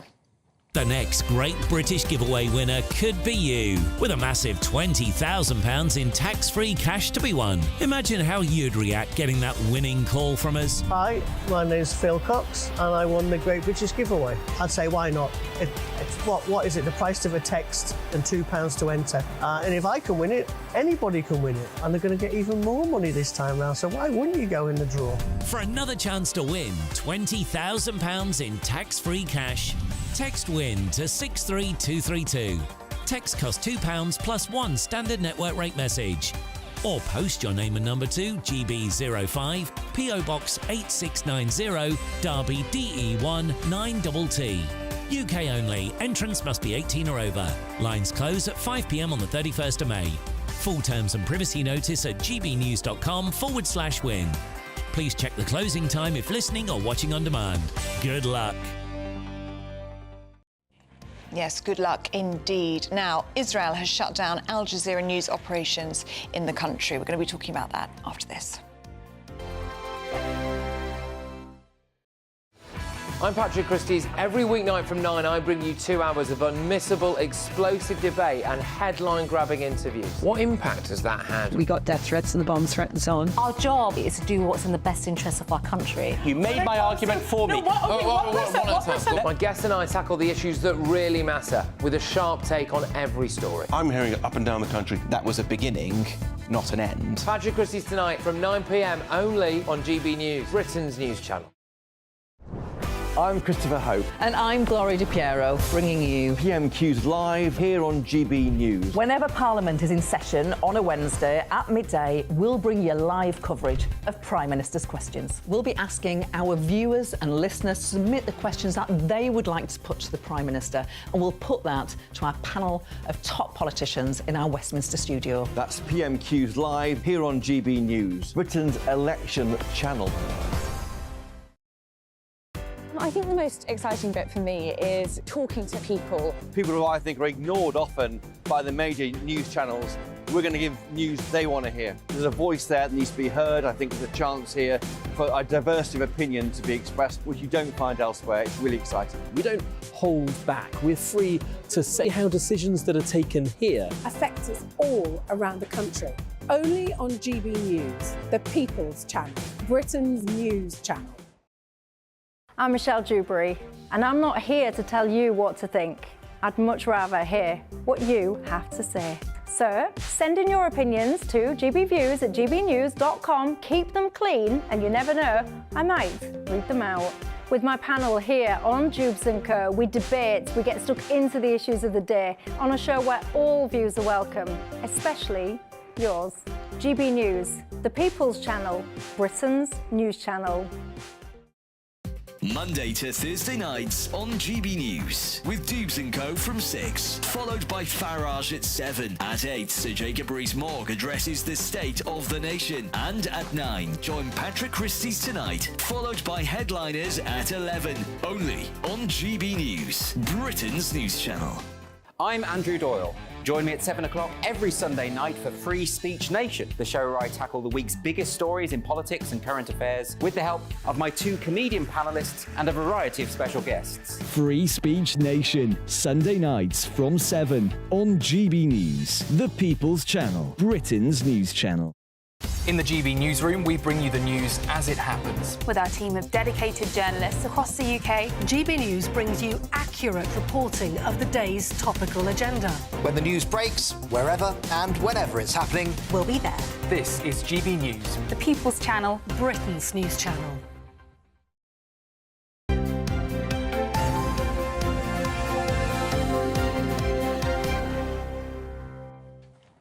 Morning to you. It is 7:27. Yep, and you are watching and listening to Breakfast with Stephen and Ellie. Now, Israel has told Hamas to accept their ceasefire terms or risk a new onslaught in the near future. It comes as Israeli air attacks killed at least 10 Palestinians in Rafah. Well, this comes as the Israeli Prime Minister, Benjamin Netanyahu's cabinet, shut down the Al Jazeera network in Israel, claiming that the TV station threatens national security. Well, yesterday, Israeli police raided a Jerusalem hotel used by Al Jazeera as an office. Well, diplomatic correspondent from Israel Khan TV, Amakai Stein, joins us now. Good to see you this morning, Amakai. What do we know so far? So let's start with what's going on inside Rafah right now. Israel has gave notice to 10 neighborhoods, about 100,000 people living over there, that they need to evacuate because Israel is starting to operate in these areas. Now, we have been waiting for this Rafah operation for a very long time. There were numerous statements by Israeli officials, by the prime minister, by the defense minister, that Rafah will happen, that Israel will operate in Rafah in southern Gaza. And right now, again, last night there were airstrikes inside Rafah, and a very interesting phone call between Israeli defense minister and the U.S. Defense Secretary Lloyd Austin. And Israeli Defense Minister Gallant told him, listen, we have no choice. They fired yesterday a mortar attack inside Israel from Rafah. 3 Israeli soldiers were killed. And Hamas is insisting on ending the war in any hostage deal. And we can't accept this. What we're seeing, by the way, on the map right now is the humanitarian area in which Gaza citizens from Rafah can be evacuated to. This humanitarian area has been increased. Israel IDF has increased the area. So Israeli Defense Minister told the U.S. Defense Secretary, we have no choice. We need to operate. And indeed, this morning, the operation in Rafah has started now. It's not a military phase in Rafah. First, we will see the humanitarian phase, meaning asking the people inside these neighborhoods to evacuate, and only after that we'll start the military phase. Explain to us, Amichai, what is wrong with the negotiations on the table at the moment? Why is Mr. Netanyahu so unhappy with those? So let's say there's agreement among all Israeli officials that Israel cannot agree to the end of the war in any deal.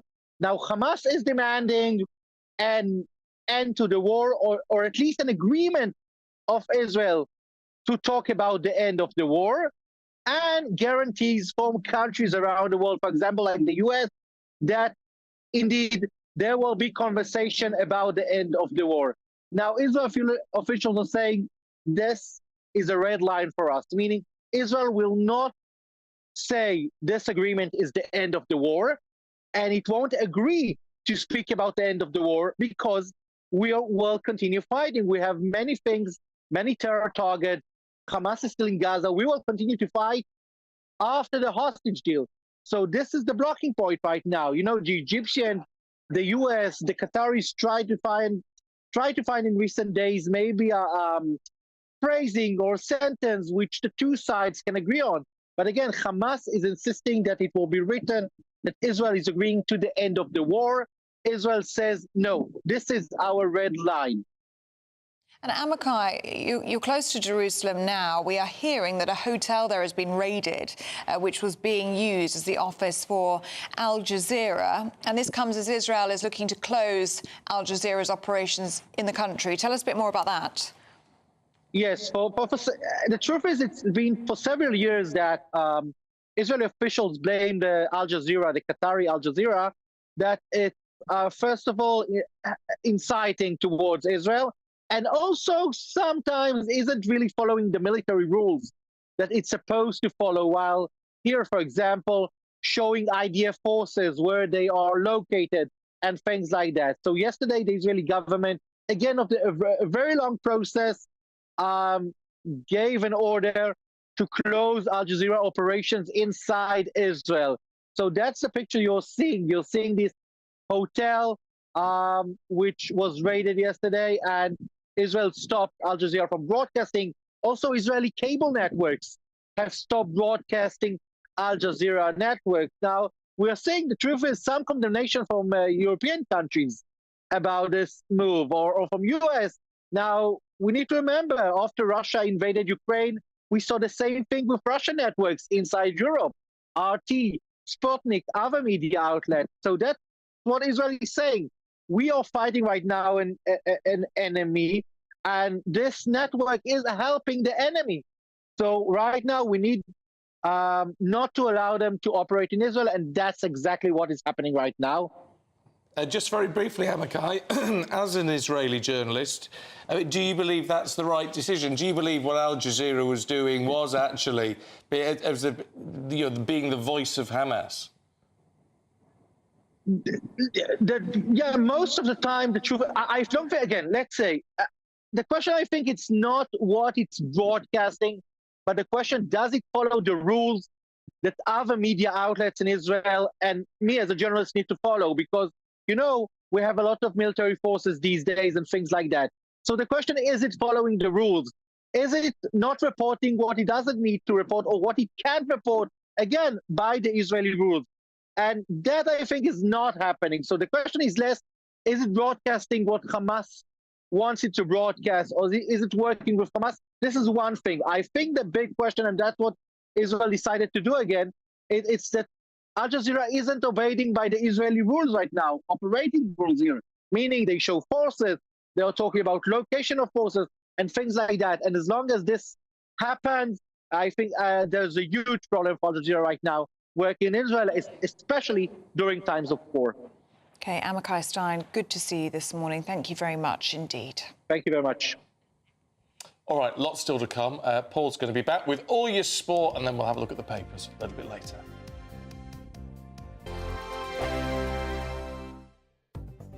The latest GB News travel.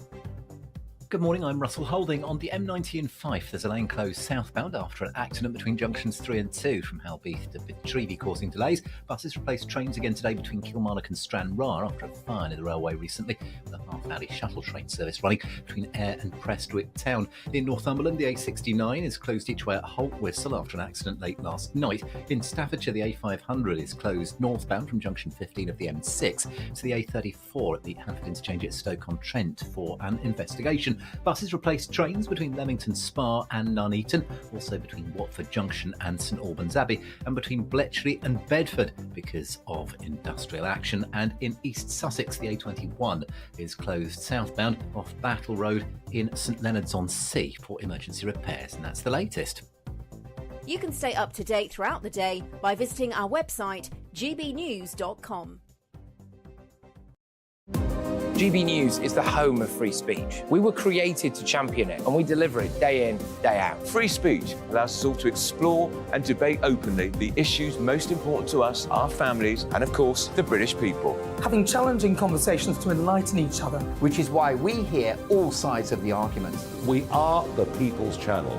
We will always stand by the freedom to express yourself. On TV, radio and online. This is GB News, Britain's news channel. I'm Michelle Dewberry, and I'm not here to tell you what to think.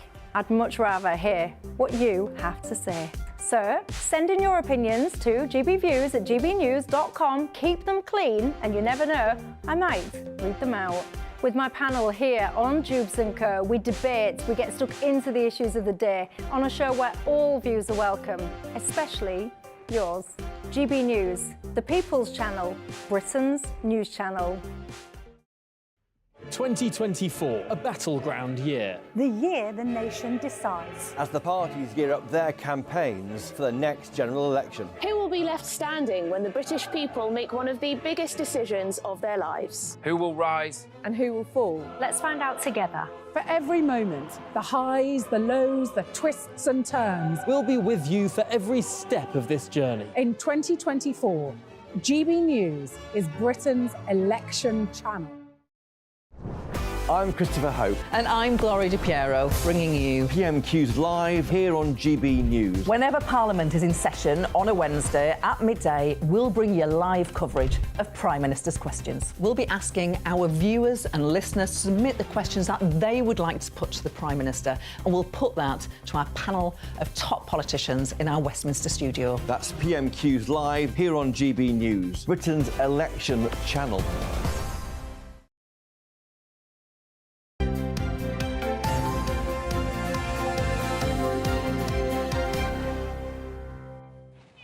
Welcome back. It's sports time. Paul Coit is with us. Morning. Good morning. I've got a question for you. Far away. Now, Lando Norris. Yes. Were his parents Star Wars fans? Well... As in Lando Calrissian? Because Lando... And it's not a usual name, is it? No, I've thought about that before. There's not many Landos. Never went to school with a Lando. No. So I wonder if he was named after Lando Maybe, Calrissian. and also, I think I've mentioned this before, that I did interview Mark Hamill, being the only person that had never actually seen Star Wars. Yes, you did mention that. Yeah, when I just I've also talk never about seen Star Wars. So, yes, have you not either? Mm-mm. Right. You don't know who Lando Calrissian is? No. Oh, right, there you go. But we should dig into that, because I think that's quite interesting. OK. If they are big fans. Yeah, could be. Yeah, I did look that up once, but I can't remember it. Anyway, Lando has done extremely well. Yes. He's 24 years old, 100 attempts at winning a Grand Prix. Always the bridesmaid. Well, I say always the bridesmaid. Not always, but he's now become the bride, and he won the Miami Grand Prix last night. It was another big showbiz affair. Everybody was there. Even Donald Trump was shown around McLaren. And people say, oh, I wonder if that helped. I doubt it. But anyway, Lando Norris won. And I don't know whether the bigger story is the fact that Lando Norris won the Grand Prix or the fact that Max Verstappen actually lost one and came in third. But the important thing for fans of Grand Prix that are looking at them and just thinking, you know, it's always Red Bull, is that there's some changes to McLaren cars, and that, they're saying, is one of the reasons that Lando Norris came through. So it could get a little more competitive in the future. Which is good for everybody. Oh, good for him. Yeah, absolutely. Good for him. It's nice to see another Brit doing well. Absolutely. It's a huge anniversary today. Oh. Huge anniversary. 70th anniversary of one of the most important sporting events that's ever happened in this country and involved a true Great Britain. So in 1953, Sir Edmund Hillary scaled Everest. Yes. Huge story. And they say the next best thing after that, which was a year afterwards, which was 70 years ago today, was Sir Roger Bannister breaking the 4-minute mile, which was... Yeah, it was phenomenal. It was phenomenal, and I think we even have a little action there, so we can see now. He's running alongside two legends, Sir Christopher Chataway, who became a very famous newsreader and then MP, and also there we are. There's Roger Bannister there, just about to cross the line. Ooh. This was in Oxford, and it was the Iffley Road track in Oxford. They're going to celebrate that today, by the way. They're going to have a mile run. They're going to have some of the great milers over the years are going to be there as well. And the other one was Chris Braysher. Now, Chris Braysher, who was the only one of the three that actually won a gold medal. This is in a 3,000 steeplechase. And his son, Hugh, who we've had on here, the director of the London Marathon, because Chris Braysher founded the London Marathon along with John Disley back in 1981. But back to the mile. The mile is the most important thing. I mean, the trouble is you get used to saying it, because of the film, but we're all sort of familiar with it. A 4-minute mile. I mean, it's absolutely crackers. I think we can look now, and I was trying to work out how many people have run under 4 minutes of the mile. We're probably looking at about 2,000 and 3,000 runners that have done it since then. But if you think at the time, so Roger Bannister, at the time, young Roger, who was a medical student at Oxford, he didn't train as much as you get runners nowadays. These days. But it only stood... See, this is the thing that nobody ever hears about. I mean, it was an amazing thing, but it only stood for less than 6 weeks. Oh. Because John Landy, an Australian, came along and knocked a second off it just 6 weeks later. So it only stood for that long. And then there were different marks. There were, for example, the first under 350 was John Walker, the New Zealand, back in 1975. 79 to 85, this was the days of the halcyon days of middle distance running for Britons. Steve Ovett, and there was Sebastian Coe, Steve Cram as well. So the mile record went Coe, Ovett, Coe, Ovett, Coe, Steve Cram, and it now stands at 3:43.13, which is Hicham El Garouge, which was set 25 years ago. So it hasn't actually been broken in 25 years. A new pair of trainers will come out and someone will beat it. Absolutely. But unfortunately, not many people run the mile anymore because it's an old-fashioned event. But it was always one of the great events is to run the mile. So maybe today would be a great day or a great year to break that mile record. There you go. He's set you a challenge. There you go. Go for it. Yeah. Live to the grand old age of 88. Get those. He did indeed, yeah. And get some of those super shoes, and you never know. Yeah. Never know. Even I could do it. I know, I think you could. Days. I think you absolutely could. Paul as well. Paul Coit, thank you very much indeed. Do stay with us. Still to come, we're going to be taking a look at the papers with Christopher Biggins and Susan Holder. That's next.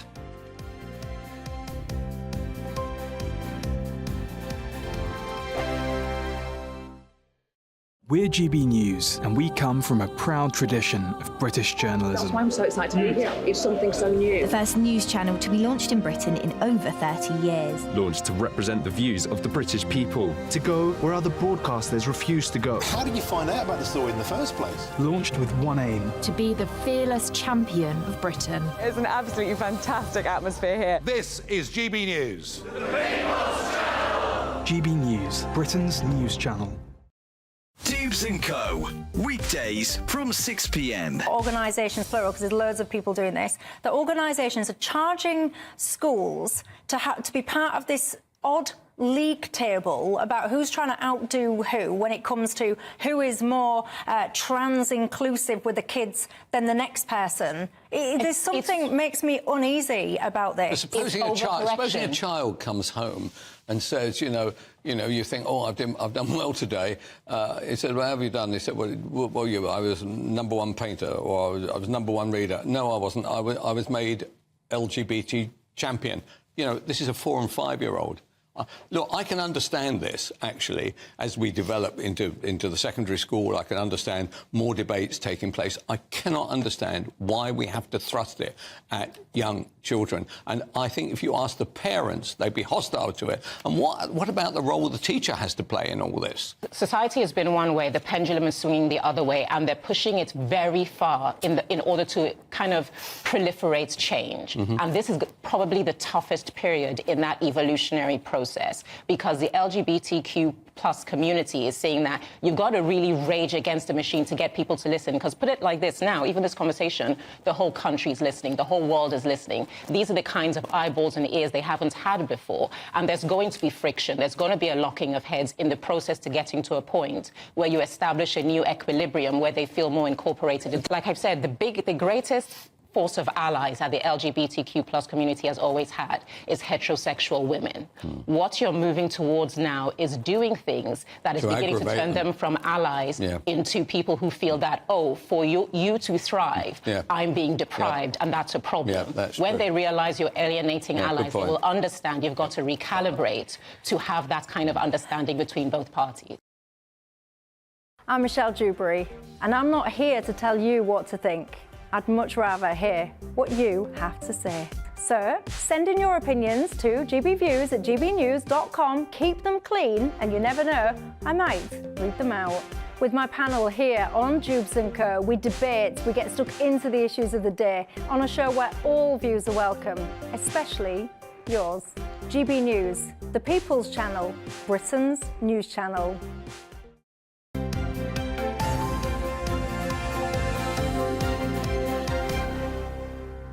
Oh, I don't know. Well, yes, I would, Biggins.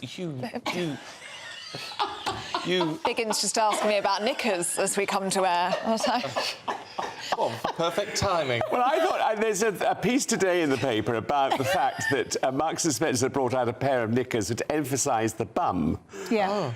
And I was just asking whether she was wearing some, you see, because she's got a gorgeous bottom. Oh, well, thank you, Christopher Biggins. The question is, would you wear them? I wouldn't wear them. Would you wear them, Stephen? No, I would not. I think we should ask everybody if we're asking. I'm wearing mine. Comfy though. What a great big bum. I don't. Well, I'm. Yeah. It's very in fashion now, isn't it? Yeah, it is very in fashion. Why would you want more it's the than you've got? Kardashian. Be happy with what you've got. I've got enough. That's fine. And you can't change it, can you? So there's no point in trying to be fashionable. Those knickers. Well, you can if you change. Yeah, to those knickers. Well, I'm glad you're across the knicker news this morning, Biggins. I hadn't seen that story. I always think, because you get these adverts now, these sort of T-shirts for men and things which pull you all in. And, they give you pecs, do they? And a six-pack. Do you? How depressed must you be when at night you get undressed for bed and you think, I've been looking great all day, and then you whip it all off and everything just goes... Well, it's that old joke, isn't it, when you take the wig off and the false eyelash and there's more of you on the bedside chair than who's actually in the bed. That's a worry. Yes, not for me. No, not for me either, I'm afraid. Let's talk about the King's Green Passion, Christopher, in the Telegraph this morning. I think it's great, this is, because it's got the kids, the young people of today are really following the King and behind the King, which I think is wonderful news, because he is a great King, and I think he's doing a marvellous job. But because of his green passion, they are all behind him. And I think that's wonderful, because they have a double whammy here. They want to support the green system, which we must do, and and they want to support the King as well, which I think is terrific. It's not a new thing, though, is it? People are talking like this is a new revolution, and he's been very conscious of the environment and a committed environmentalist since he was in his 20s. People are just now catching up to King Charles, I think. But I don't think the young people realise what he was doing before, and so now he's the King. Yeah. They suddenly think, oh yes, he is doing all this. It must be important. important. But he's not doing it to curry favour particularly. No, it's no. always been his passion. Absolutely. And I'm pleased that the young people are seeing this and using it. I'm all for being greener. It's just how we go about doing it. Yes, I agree. Yeah. And you're right. I think it's his warmth. I think it's his humanity that we're seeing more and more of, which is helping people feel connected to him. Yeah. But I think it's more to do with the fact that he is now king and able to do things in his way than people are giving credit to the fact that he's been ill. And I think that's unfair, actually. I think it's not... cancer hasn't changed his personality. No, but he's we've always seen been that. there. But people are able to relate more to what he's going through and realise that he's human. But it's not made him more human. It's just that people have clocked on to the fact he's a bit more human, and that's more says more about them than it does about him, actually. But also, he had a very hard job in following his mother. I mean, she was the most extraordinary monarch we've ever seen. Yeah, I mean, it could, in a way, it could have gone totally pear-shaped. Absolutely. Just because it wasn't Queen Elizabeth. No, exactly. And there was some nervousness, wasn't there, about him when he became king? People were concerned he was going to be perhaps too political. Yeah, and talking too much about his green agenda, but he's been doing the most wonderful job. You could see his face at the coronation, how much it meant to him, and the weight of it on him. He really, really took it very, very seriously. Well, I suppose when you waited 70-odd years to become king, it's quite something, isn't it? I mean, he's doing so well, and I think he's a marvellous man. Yeah. It is fantastic. Talking marvellous men. Yes. Susan, Times, looking at Bernard Hill, which... do you know, it's interesting, isn't it, that a lot of the papers and coverage have said, best known from Lord of the Rings. Yes. I think Boys and the Black Stuff. I know, depends on your age, maybe. Titanic, he was and also he was the husband in Shirley Valentine. The range of stuff that Bernard Hill did. So, yes, we've lost him this week. He died at 79. But, I think he's groundbreaking, and the one that a lot of people remember him for is Yossa in Boys and the Black Stuff, where he brought to the kind of public consciousness the phrase "gis a job," because he was such that kind of Thatcherite Britain and the unemployment at the time. It was a real cultural sort of moment of what he played. And currently, right now in Liverpool, the Royal Court in Liverpool has a production of Boys from the Black Stuff, which just happens to be on this week, and it's transferring to London. It's coming to the National, and then it's going to the Gielgud, I think. And I think the Boys from the Black Stuff story at the moment is actually resonating very much with audiences as well, because that kind of difficulty and trying to survive political landscape at the moment. I mean, talk about him being a rough diamond in which he was in that. But I remember my dad sort of saying the whole "gis a job" thing just showed the absolute desperate situation. Yes, yes, absolutely. And he spoke very much about it at the time. I think he said he was filming. Everyone thinks he's a Scouser, but actually he was from Manchester. He's just a very, very good actor. He kind of was made an honorary Scouser through that role. But when he was filming there's a story that he actually was spoken to by a family of a 17-year-old who'd committed suicide because he was unemployed and just desperate. And it just kind of really brought home to him the importance of kind of the story he was telling. He also chose, it was his choice to dress the character all in black because he thought it was a character that would be very black and white. People would either love him or hate him as a character. So that is a very, very interesting man and a huge loss. And he was on television last night in this new series, well, not new series, a repeat, not an extension of another series, which was on. And so, fittingly that he was on television last night. His work we'll be watching his work for many, many years. We will. Absolutely. It doesn't look good for us, does it, Christopher Biggins? In Daily Mail, page 5. Weekend Lions keep you happy. Well, and we're sat here. I know, but I do love a lion. As I'm getting older, and I keep saying that, I love a lion. There's nothing better than looking at the alarm clock and thinking, I'll have another hour. It's good, and I'm pleased to say that they now say that the reason that you should stay in bed, as people who get catch-up sleep are less likely to experience symptoms of depression. That's why I'm not depressed. Do you enjoy lying? Yeah, exactly. Things aren't looking good for us. No, do you have a siesta, though? I love a siesta. Oh, you see, that's why. You just like to sleep. I do like to sleep, exactly. 4 o'clock dip. That's what, if you've been up early, I think you can get to 4 o'clock, and then if you sit down and close your eyes, it's all over. You can't have had a lie-in for a very long time, either. But Ellie, you've been kind of here nearly every day, haven't you? It feels that way. It does. When I do get a lie-in, which is rare now, it is so lovely. I've got nothing to wake up for in the morning. Can you do it though? Is your body clock now? Because I can. Your mind but gets the worrying thing is, Susan, it could be 11 o'clock before I wake up if I just let myself sleep. I've gone the other way. I'm sleep deprived, clearly. I've gone the other way now. Have So you? even on a day off, I'll wake up at 6 o'clock. You're presenting the news at And you breakfast, just like- whether you're here or not. Is that what's happening? So by the time the other half had got out of bed the other day, I'd done all the dishwasher, put 2 loads of laundry on and been to Sainsbury's and walked the dog. Oh, you're very good. I think I've got an inner alarm clock that sets very easily, because even though I only do this very occasionally, I think I wake up at 4:15, which is nearly every day. But then I can go... Really? Yeah, I'm awake because in case I have to do it, but then I can go back to sleep. And that is a good moment when you realise you don't have to get up. I know, that's... Sleep is wonderful. I love it. It's fantastic. I know, Well, those me people too. then say, well, you can sleep when you're dead. Sort of thing. Oh, You're missing out rubbish. on life. How do they know? You might have terrible times when you're dead. You might have to, you know, walk on red-hot coals or something. I mean, you know. Well, let's hope not. Could be all hope not. sorts of terrible things. See what I'm happen. having, that twitchy leg thing. What do they call it? Restless leg syndrome. I lie in bed, it's just, it's like drives me. Well, that's what they call it now, is it? Twitchy leg. Can I just say some nice things about you two? Maggie P's been in touch saying, please can Susan and Biggins come on every morning. They really brighten up the paper review. And Dawn Victor says, I'm loving Susan's rich hair colour and Biggins is looking really good. Thank you for cheering up my morning. Oh, there you thank go.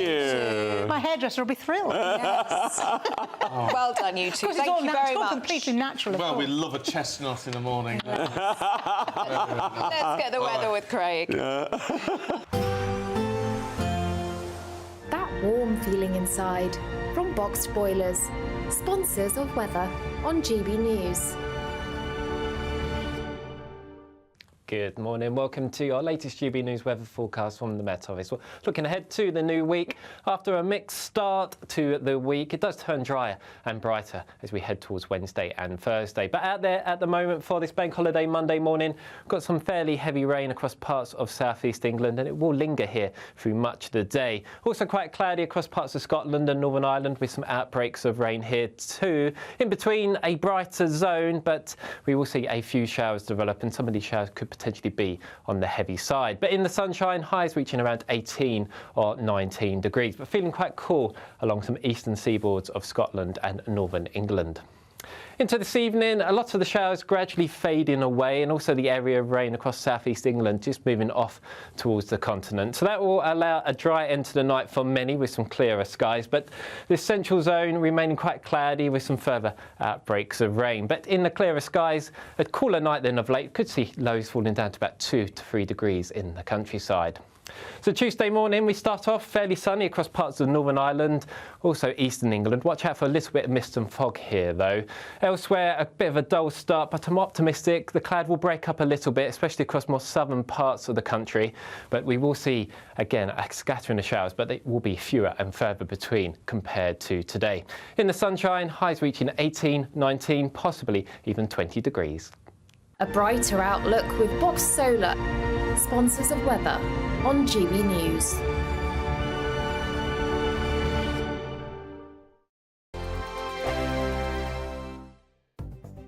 The latest GB News travel. Good morning, I'm Russell Holding. On the M90 in Fife, there's a lane closed southbound after an accident between junctions 3 and 2 from Helbeath to Petrevey, causing delays. In Staffordshire, the A500 is closed northbound from junction 15 of the M6 to the A34 at the Hamford interchange at Stoke-on-Trent for an investigation. On the M6 in the West Midlands, the outside lane's closed northbound after an accident between junctions 10 and 10A from the Alton and Wolverhampton turn to the M54, causing delays. In Derbyshire, the A38's closed northbound from Willington to the A50 at Toyota Island after a car overturn that causing delays heading into Derby. Buses replaced trains between Leamington Spa and Nuneaton, between Bletchley and Bedford, and between Watford Junction and St Albans Abbey because of an overtime ban. And in East Sussex, the A21 is closed southbound along London Road to St Leonard's for emergency repairs. That's the latest. You can stay up to date throughout the day by visiting our website, gbnews.com. The next Great British Giveaway winner could be you, with a massive £20,000 in tax-free cash to be won. Imagine how you'd react getting that winning call from us. Hi, my name's Phil Cox and I won the Great British Giveaway. I'd say why not? What is it? The price of a text and £2 to enter. And if I can win it, anybody can win it. And they're going to get even more money this time round, so why wouldn't you go in the draw? For another chance to win £20,000 in tax-free cash, Text prize to 63232. Text costs £2 plus one standard network rate message. Or post your name and number to GB05 PO Box 8690 Derby DE1 9TT. UK only. Entrance must be 18 or over. Lines close at 5 p.m. on the 31st of May. Full terms and privacy notice at gbnews.com/win. Please check the closing time if listening or watching on demand. Good luck. 2024, a battleground year. The year the nation decides. As the parties gear up their campaigns for the next general election. Who will be left standing when the British people make one of the biggest decisions of their lives? Who will rise? And who will fall? Let's find out together. For every moment, the highs, the lows, the twists and turns. We'll be with you for every step of this journey. In 2024, GB News is Britain's election channel. I'm Christopher Hope. And I'm Gloria Di Piero, bringing you PMQ's live here on GB News. Whenever Parliament is in session on a Wednesday at midday, we'll bring you live coverage of Prime Minister's questions. We'll be asking our viewers and listeners to submit the questions that they would like to put to the Prime Minister, and we'll put that to our panel of top politicians in our Westminster studio. That's PMQ's live here on GB News, Britain's election channel.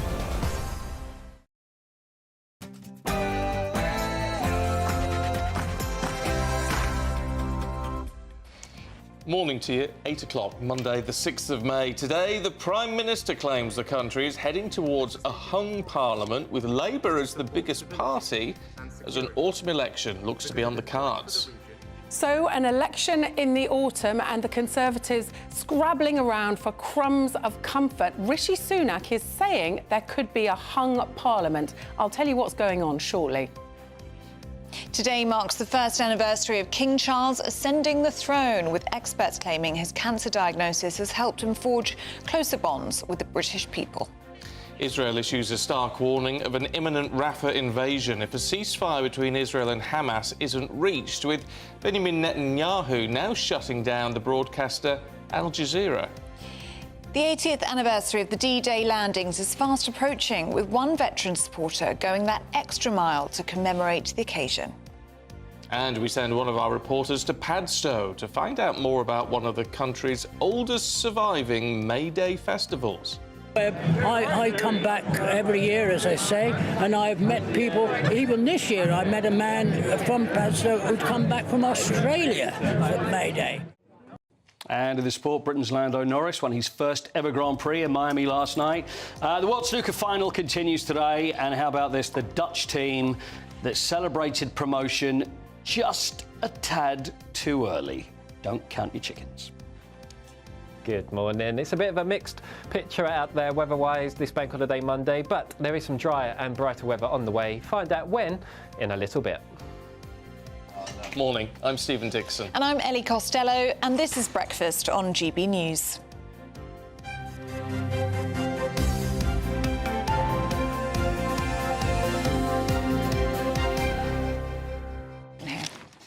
Hello. We're still struggling with the heat. Welcome to the steam room. Oh, yes. This is, honestly, you might think we're overdoing it. I really think we could pass out at some point. We could, yes. I just nipped the loo, and it is a different climate out there compared to in here.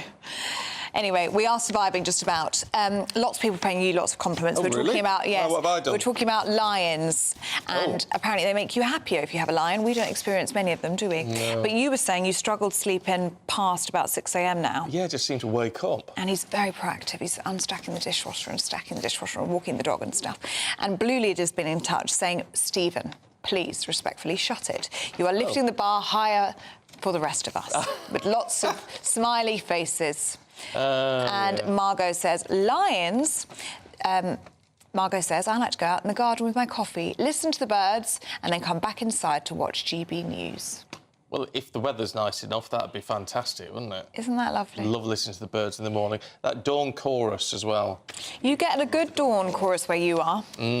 Loads of birds country. around us. We've just found a whole load of blue tits now nesting in the garden. Aww. Lovely, love it all. Yeah, you're at one with nature, aren't you? We are at one with nature. He likes outdoorsy walks and things like that. Oh, we're an outdoorsy family.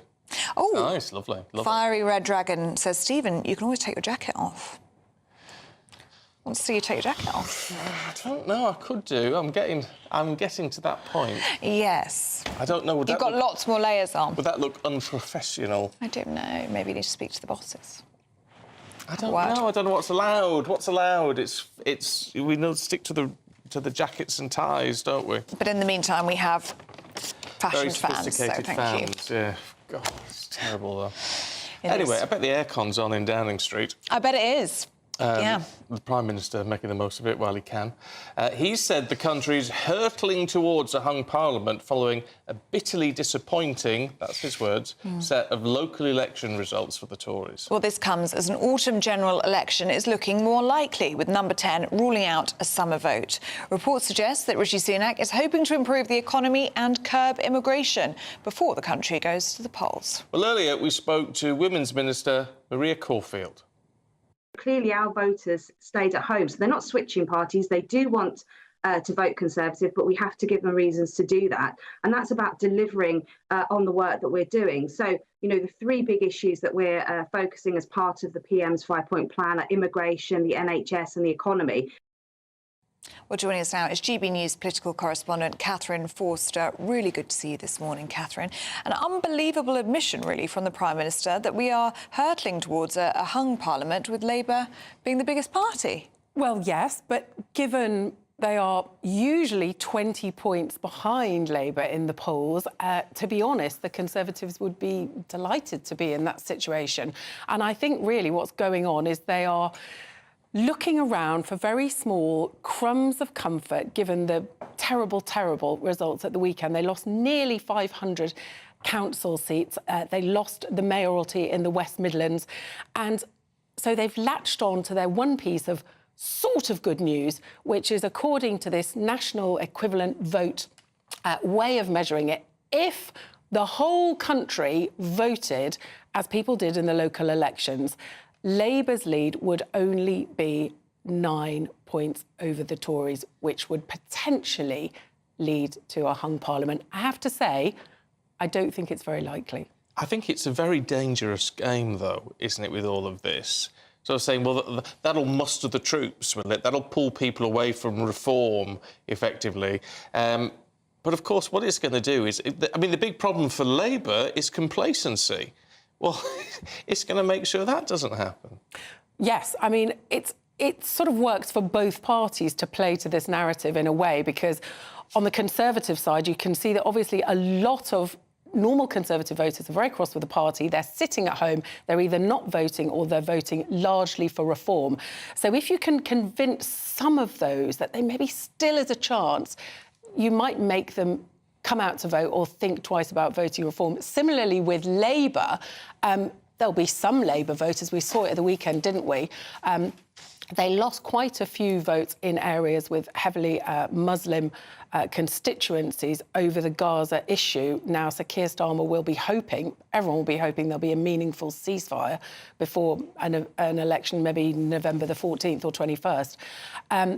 But if that doesn't happen, Labour will be very keen to get some of those voters back. So it sort of works for both sides. But what I would say is people do not vote in local elections in the same way as they vote in general elections. In local elections, people feel perfectly free to vote for the Greens or the Lib Dems or Reform or whoever, because it's not going to be who ends up in government. And it tends to focus minds. In a general election, you do see the votes for the smaller parties tend to get squeezed and a bigger vote for the two main parties. So who knows? I mean, it's bleak for the Conservatives, but Labour didn't pick up all of those seats by any means. A lot of those seats went to other parties. The Greens had a very good night. The Lib Dems had a good night. The Lib Dems picked up more council seats than the Conservatives, which is great for them. But in a general election, very different matter. Yeah. OK, Catherine, thank you. Thank you very much indeed. Well, today marks the one-year anniversary since King Charles was crowned in a memorable coronation that was filled with pomp and pageantry. Yeah, but 12 months later, the monarch seems to have forged an even closer bond with us, following his openness surrounding his cancer. Well, all of this comes as Prince Archie celebrates his 5th birthday today. Let's talk to royal commentator Jenny Bond, who joins us now. Morning, Jenny. Good to see you. I mean, it really does seem on this anniversary that the king, despite all the problems he's had, is someone who is just becoming more and more loved by his country? I think so. I also think we shouldn't exaggerate it. The figures out in the latest poll are good. 60% of people want to keep the monarchy, it would seem, those questioned. 28% think it should be a republic. He himself has a 56% rating on whether he's doing a good job or not. And that certainly is a set of figures that any politician would absolutely die for. I mean, if you think Rishi Sunak's popularity rating is said to be at the moment 18%, and the King's 56, yes, he can sit there and think, well, I'm doing pretty nicely. But it's nothing like the figures we have for the late Queen, who had the advantage of longevity, but her popularity ratings were higher. All that said and done, yes, I think it's been a very good first year for the King in terms of what he has tried to and has achieved. Obviously, the great setback has been the cancer diagnosis for himself and for Catherine, and that has stopped him in his tracks. And as we heard yesterday, he was quoted as saying, someone was quoted as saying that he is like a caged lion, so eager to get back out. And shortly we will be seeing him back on the road to a greater extent than before anyway.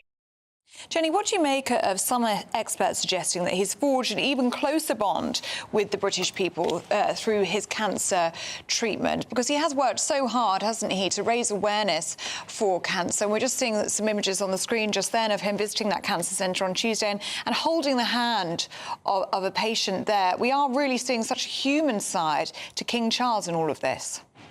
Yeah, I think that's absolutely true. I think almost from the moment, actually, that he greeted the crowds after his mother's death, and a lady in the crowd outside Buckingham Palace said, "Can I give you a hug?"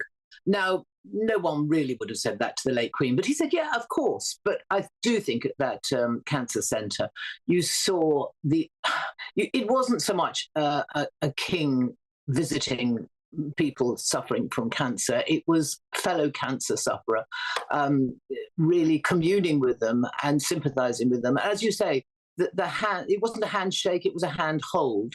I think we've seen what's something that those of us who've been quite close or got to know the King over the years, something we've always known, that he is a very, very deep feeling man. He's a very sentimental man, and he's passionate about the causes that he takes up, such as at the moment cancer, but also his campaign to stop waste food and of course the environment. Jenny, thanks very much indeed. Now, at 11 minutes past 8, let's take a look at some other stories coming into the newsroom this morning. Well, a woman's been arrested after a baby went into cardiac arrest at Legoland Windsor on Thursday. Thames Valley Police say the 5-month-old was taken to hospital in a critical condition. The woman involved has been bailed until the 26th of July. Detectives say they're not looking for anybody else in connection with the incident. The child is still in hospital. 4 men have been arrested after £40 million worth of cocaine was found in East Yorkshire. Around 500 kilos of the drug was discovered in the back of a van in a pub car park. Officers believe the haul had been brought ashore in a boat, transporting it from a larger vessel off the Hull coast. And the veteran SNP party activist Graham McCormick has pulled out of the race to become leader of the SNP.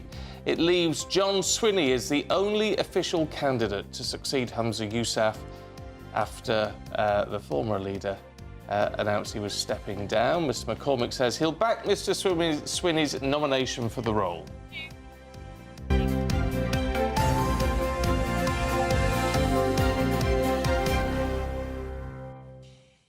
Now to the Middle East, and the Israeli Defense Force is encouraging people in Rafah in southern Gaza to move towards an expanded humanitarian zone ahead of an expected offensive.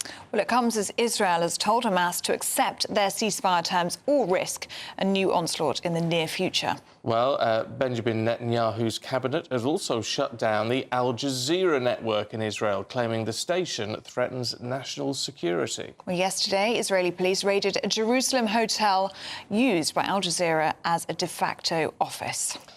OK, we've got a man who really knows his stuff with this. I beg your pardon, they've they've just got rid of his title. Mark Lyle Grant. Let's just put it up here. Mark Lyle Grant, indeed, who is our former representative to the United Nations, which obviously is a hugely important role. Good to see you once again this morning.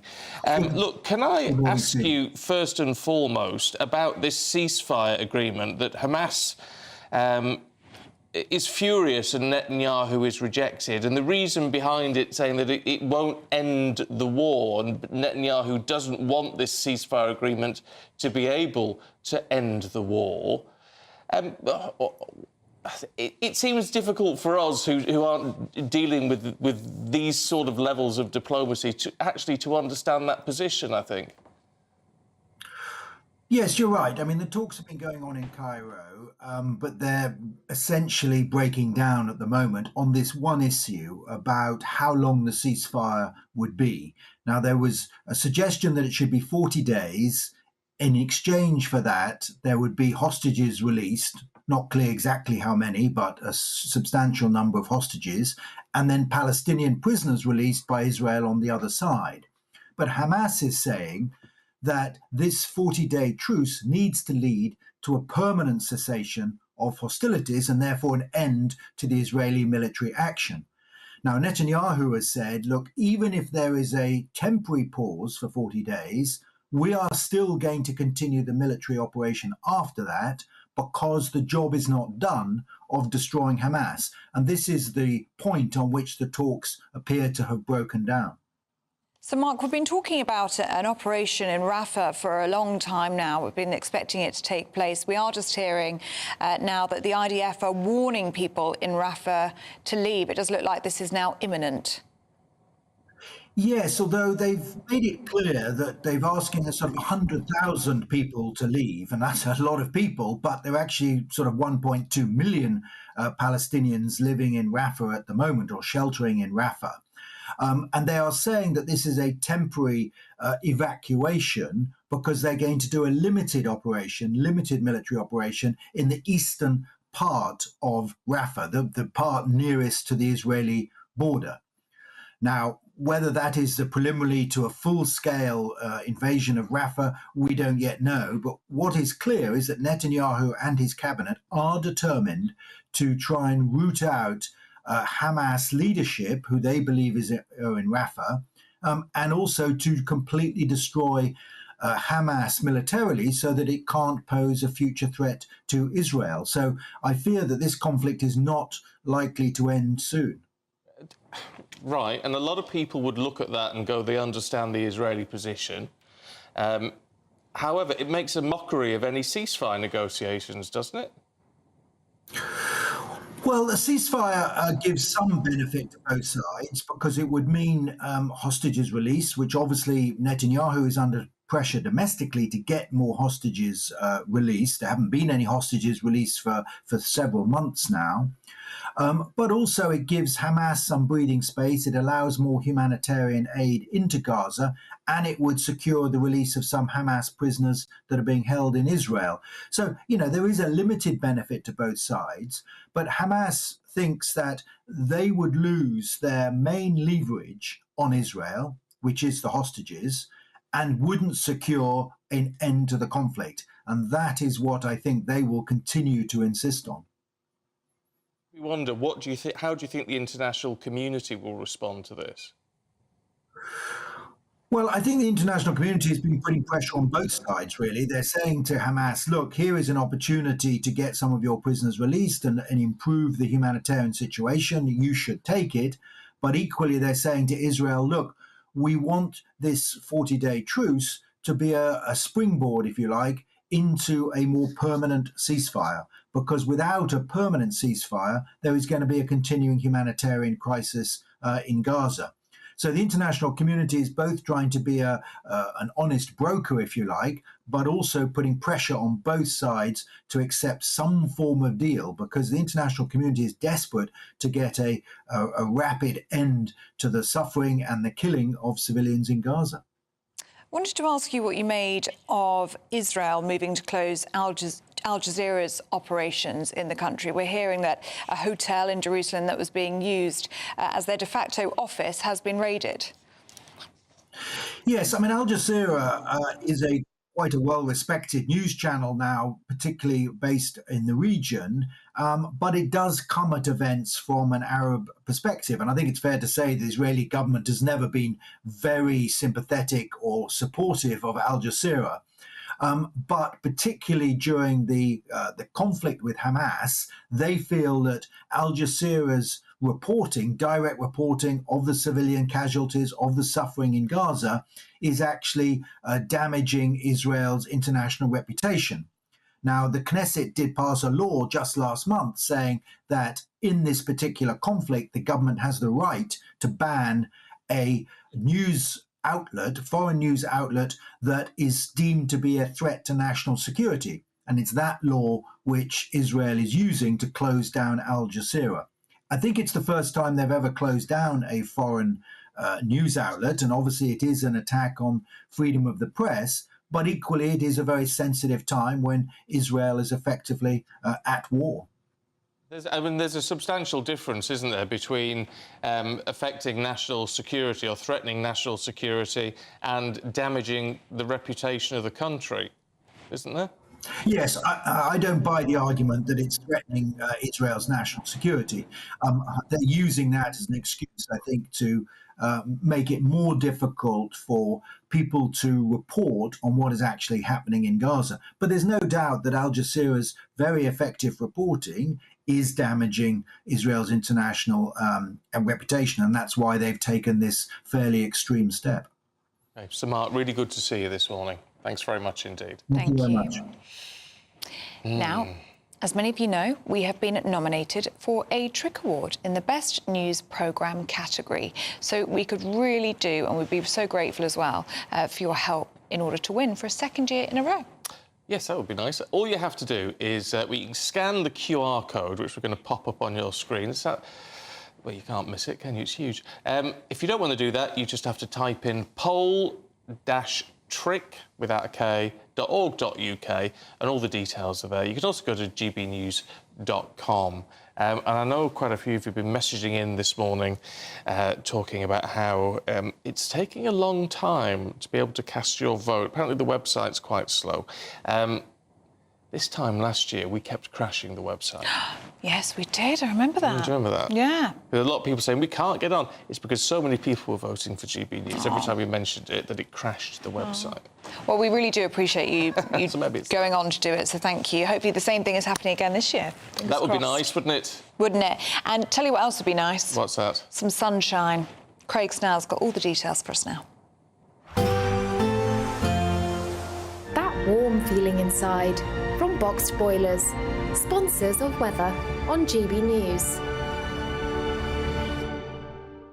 Good morning. Welcome to our latest GB News weather forecast from the Met Office. Well, looking ahead to the new week, after a mixed start to the week, it does turn drier and brighter as we head towards Wednesday and Thursday. But out there at the moment for this bank holiday Monday morning, we've got some fairly heavy rain across parts of southeast England, and it will linger here through much of the day. Also quite cloudy across parts of Scotland and Northern Ireland, with some outbreaks of rain here too. In between, a brighter zone, but we will see a few showers develop, and some of these showers could potentially be on the heavy side. But in the sunshine, highs reaching around 18 or 19 degrees, but feeling quite cool along some eastern seaboards of Scotland and northern England.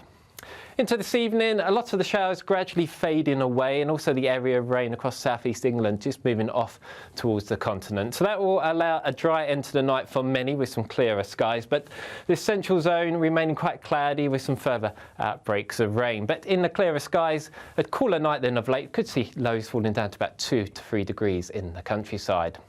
So Tuesday morning, we start off fairly sunny across parts of Northern Ireland, also eastern England. Watch out for a little bit of mist and fog here, though.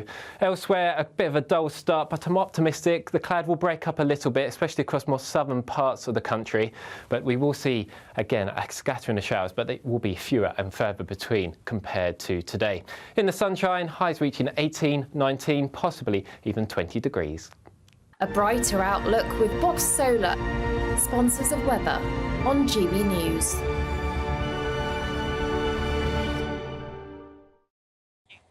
He's stripping off, aren't you, this morning? To be fair, all of the viewers are being very encouraging. Are they? Stephen, you'll never be seen as unprofessional if you take your jacket off. Ooh. What if the shirt comes off as well? Well, that might be a little bit far.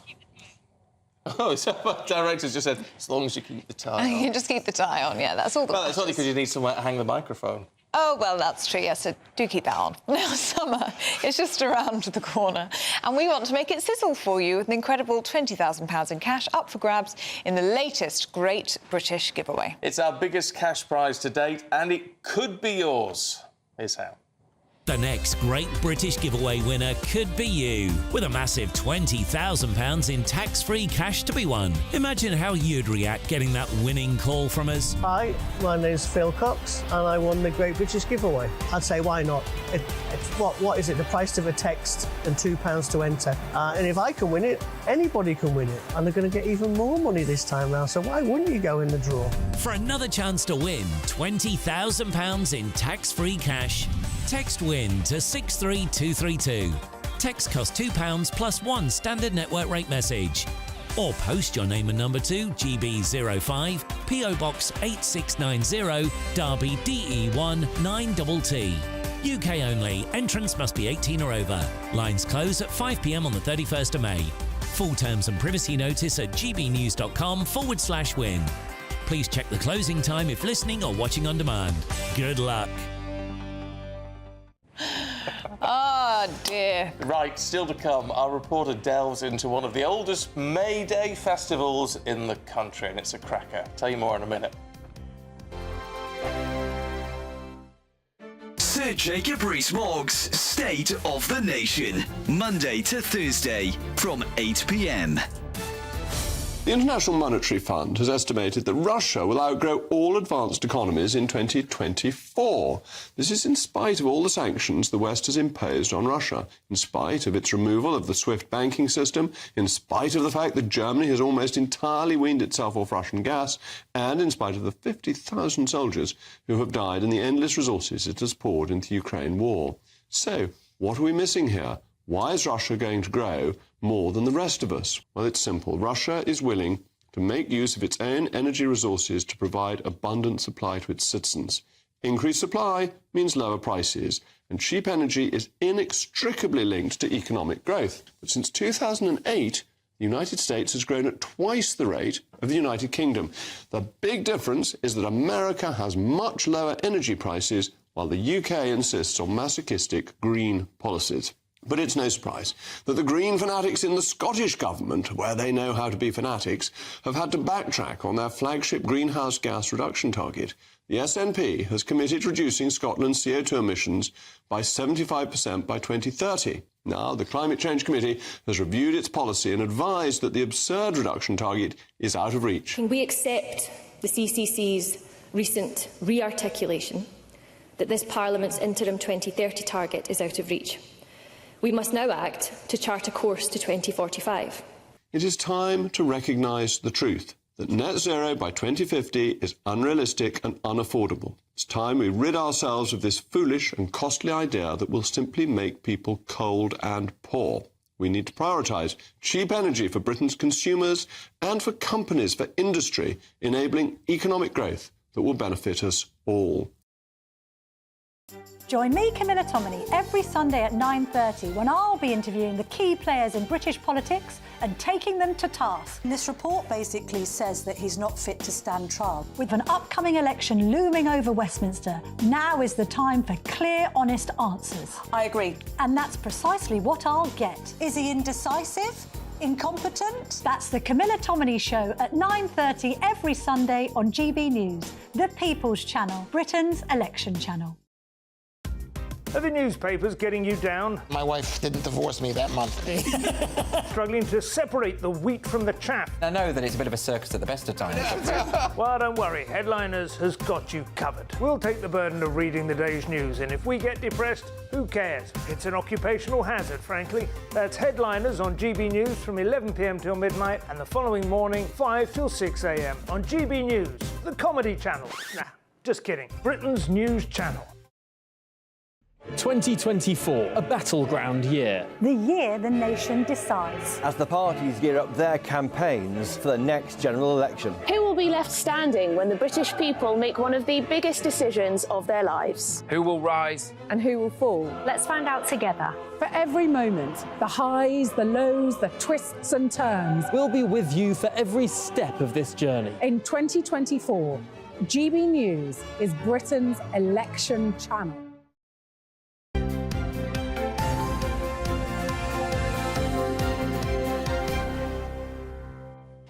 Lynn P has been in touch. Oh, hello. She says, Stephen and Ellie, I voted for you on the first day that the poll opened. This is for the Trick Awards, by the way. Trick, I don't know the address, I don't know why I'm trying. poll-trick.org.uk. Trick with no K, or go to the GB News website. There you go. That gets you out that one. Oh, here's and the here's QR the, oh, look, we could do one better for you. This is the QR code. So if you scan your phone, or scan this QR code with your phone, there you go. You'll be able to go to the Trick Awards website and pop your vote in for us, please. It would be amazing to win. It would be the second year in a row that Breakfast have won Best News Programme, and we'd be very, very grateful if you could do that for us, because it makes us very happy, doesn't it? Yes. And also, Lynn P says, Stephen, the shirt looks great. At least it proves that you iron your sleeves. Ah, yes. I'm allergic to ironing, so all power to you. I'm also allergic to ironing. Maybe it's a female thing. I can't admit to saying I've actually ironed this shirt myself. Shelley Kennedy, thanks very much indeed. Was that your other half? No, Shelley isn't my other half. No, she does all my ironing. Thanks, Shelley. And I know that Shelley isn't your other half, so I don't know why. I don't know. Very odd. Having a secret relationship with Shelley. It's the heat. We've gone mad, like mad dogs with Englishmen in the midday sun. Also, somebody has made a suggestion that Christopher Biggins is doing a lot better than us because he's in a jumper and he wasn't complaining about the heat, so we'll ask him how he's coping. They're only in here for 2 minutes. It's true. Imagine doing 4 hours of this. 4. It's something else, isn't it? Entirely. At least I'll be half a stone lighter by the time we get out. So it's not all bad news. It's like sitting in a sauna, isn't it? It really is. Yeah. Right. Let's tell you about Mayday festivities that have been taking place across the country over the last few days. Ancient traditions revived, people taking to the streets to welcome in the summer months. Yes, it's the time of Morris dancing, May Queens and skipping round the maypole, which is what you used to do. I did, as a child. Yes, our South West of England reporter Jeff Moody now explains some of these traditions go back centuries. If Mayday is your thing, chances are you've heard of Padstow. Thousands flock to the small coastal community in Cornwall each year to commemorate the time the women of the town warded off Spanish invaders by parading a hobby horse through the streets, pretending it was the devil. They still do it every year. Spanish invaders now replaced by a heady mix of tourists, locals and lots of real ale. I think all traditions should keep going because it is important for the kids to learn about and come up and, you know, get to know things that's happened. I mean, some people might say in 2024 these things aren't relevant. They might say it, but they'll never stop Mayday. It's a huge date in the Cornish calendar here in Padstow. Locals who've moved away return in their droves to catch up with friends and to welcome in the summer months.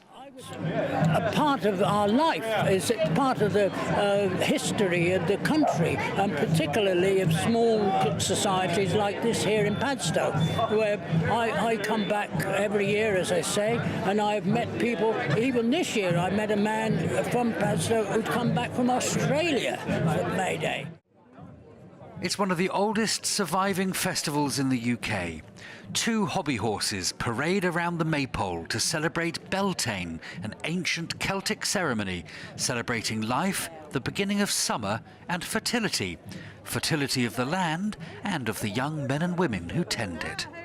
There are maypoles in village greens right across the country, and they've been here since pagan times. The idea is that the more dancing you do around the maypole on May Day, the better the weather will be this summer and the better the crops will grow. There are ceremonies right across the UK, some of them dating back to Roman times, others Celtic, others Catholic, some a mix of all three. And at the heart of it all, Morris dancing. They've been around since the 15th century, Druid dances, originally with painted faces. Oliver Cromwell banned the dance, and it's fallen in and out of favour over the years. But on Mayday in England, there is nothing that celebrates our way of life more than a dance around a maypole, followed by a pint or two of ale. Jeff Moody, GB News. We could be there banging our sticks, couldn't we? That could be you. And all the ribbons on the maypole. Ribbons on the maypole. It was. I used to really like that, as long as you didn't get it wrong. But you could do. There's lots of different dances to create different patterns. I didn't know that. Yeah, it's great. I'd pay good money to see you do it. Well, I was only about 8 at the time. Oh. It's nice that you were doing that, though, part of the Mayday celebrations. Yeah, we did all of that. I don't know if children are a part of it now, are they really? I don't know, but we had the Morris dancers out, and David Linney was there, and a few others that we knew, Morris dancing, and then you had your maypole dancing. We had, like, a big thing in the sort of car park and square outside the church. And And did you wear the outfit? No. You just Everyone just got together, and it was like, well, a bit like Padstow. What we were just seeing there in Padstow, which is a beautiful part of the I world. don't suppose they do it now up in Dalton. I don't know if anyone's watching in Dalton in Furness. Let us know if you're doing any Mayday stuff or have done this weekend near St Mary's. Yeah, Love do to let know. us know. gbnews.com/you'll say. Right, Paul Coyte's got all your sport in just a couple of minutes.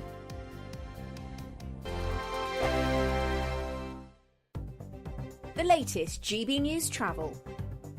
Good morning, I'm Russell Holding. On the A720 Edinburgh City bypass, there's a lane closed westbound after an accident between the Dreghorn Junction and the Baberton Junction, causing delays. In Derbyshire, the A38 is closed northbound where cars overturned between Willington and the A50 at Toyota Island, causing delays heading into Derby. On the M6 from the West Midlands into Staffordshire, the outside lane's closed northbound after an accident between junctions 10 and 10A from the Alston and Wolverhampton turn to the M54. It's slowed towards and past there. Buses replace trains between Leamington Spa and Nuneaton, between Bletchley and Bedford, and between Watford Junction and St Albans Abbey because of an overtime ban. In East Sussex, the A21 is partly blocked by an accident at John's Cross, and the A21 is closed southbound along London Road at St Leonards-on-Sea for emergency repairs. And that's the latest. You can stay up to date throughout the day by visiting our website, gbnews.com. We're GB News, and we come from a proud tradition of British journalism. That's why I'm so excited to be here. It's something so new. The first news channel to be launched in Britain in over 30 years. Launched to represent the views of the British people. To go where other broadcasters refuse to go. How did you find out about the story in the first place? Launched with one aim. To be the fearless champion of Britain. It's an absolutely fantastic atmosphere here. This is GB News. GB News, Britain's news channel. I think the most exciting bit for me is talking to people. People who I think are ignored often by the major news channels. We're going to give news they want to hear. There's a voice there that needs to be heard. I think there's a chance here for a diversity of opinion to be expressed, which you don't find elsewhere. It's really exciting. We don't hold back. We're free to say how decisions that are taken here affect us all around the country. Only on GB News, the People's Channel, Britain's news channel. Monday to Thursday nights on GB News with Dubes & Co from 6, followed by Farage at 7. At 8, Sir Jacob Rees-Mogg addresses the state of the nation. And at 9, join Patrick Christie's Tonight, followed by Headliners at 11. Only on GB News, Britain's news channel. Your weekend starts here with Friday Night Live with me, Mark Dolan, 8 till 9 on GB News. Big stories, big guests and big laughs as we get you ready for a cracking weekend. That's Friday Night Live with Mark Dolan. Fridays 8 till 9 on GB News. Bring your own drinks. The admission's free. Every Sunday from 11, join Michael Portillo. There'll be topical discussion, looking at the week before and the week to come. So kick back and relax at 11 a.m. on Sundays on GB News with me, Michael Portillo. GB News, the People's Channel, Britain's news channel.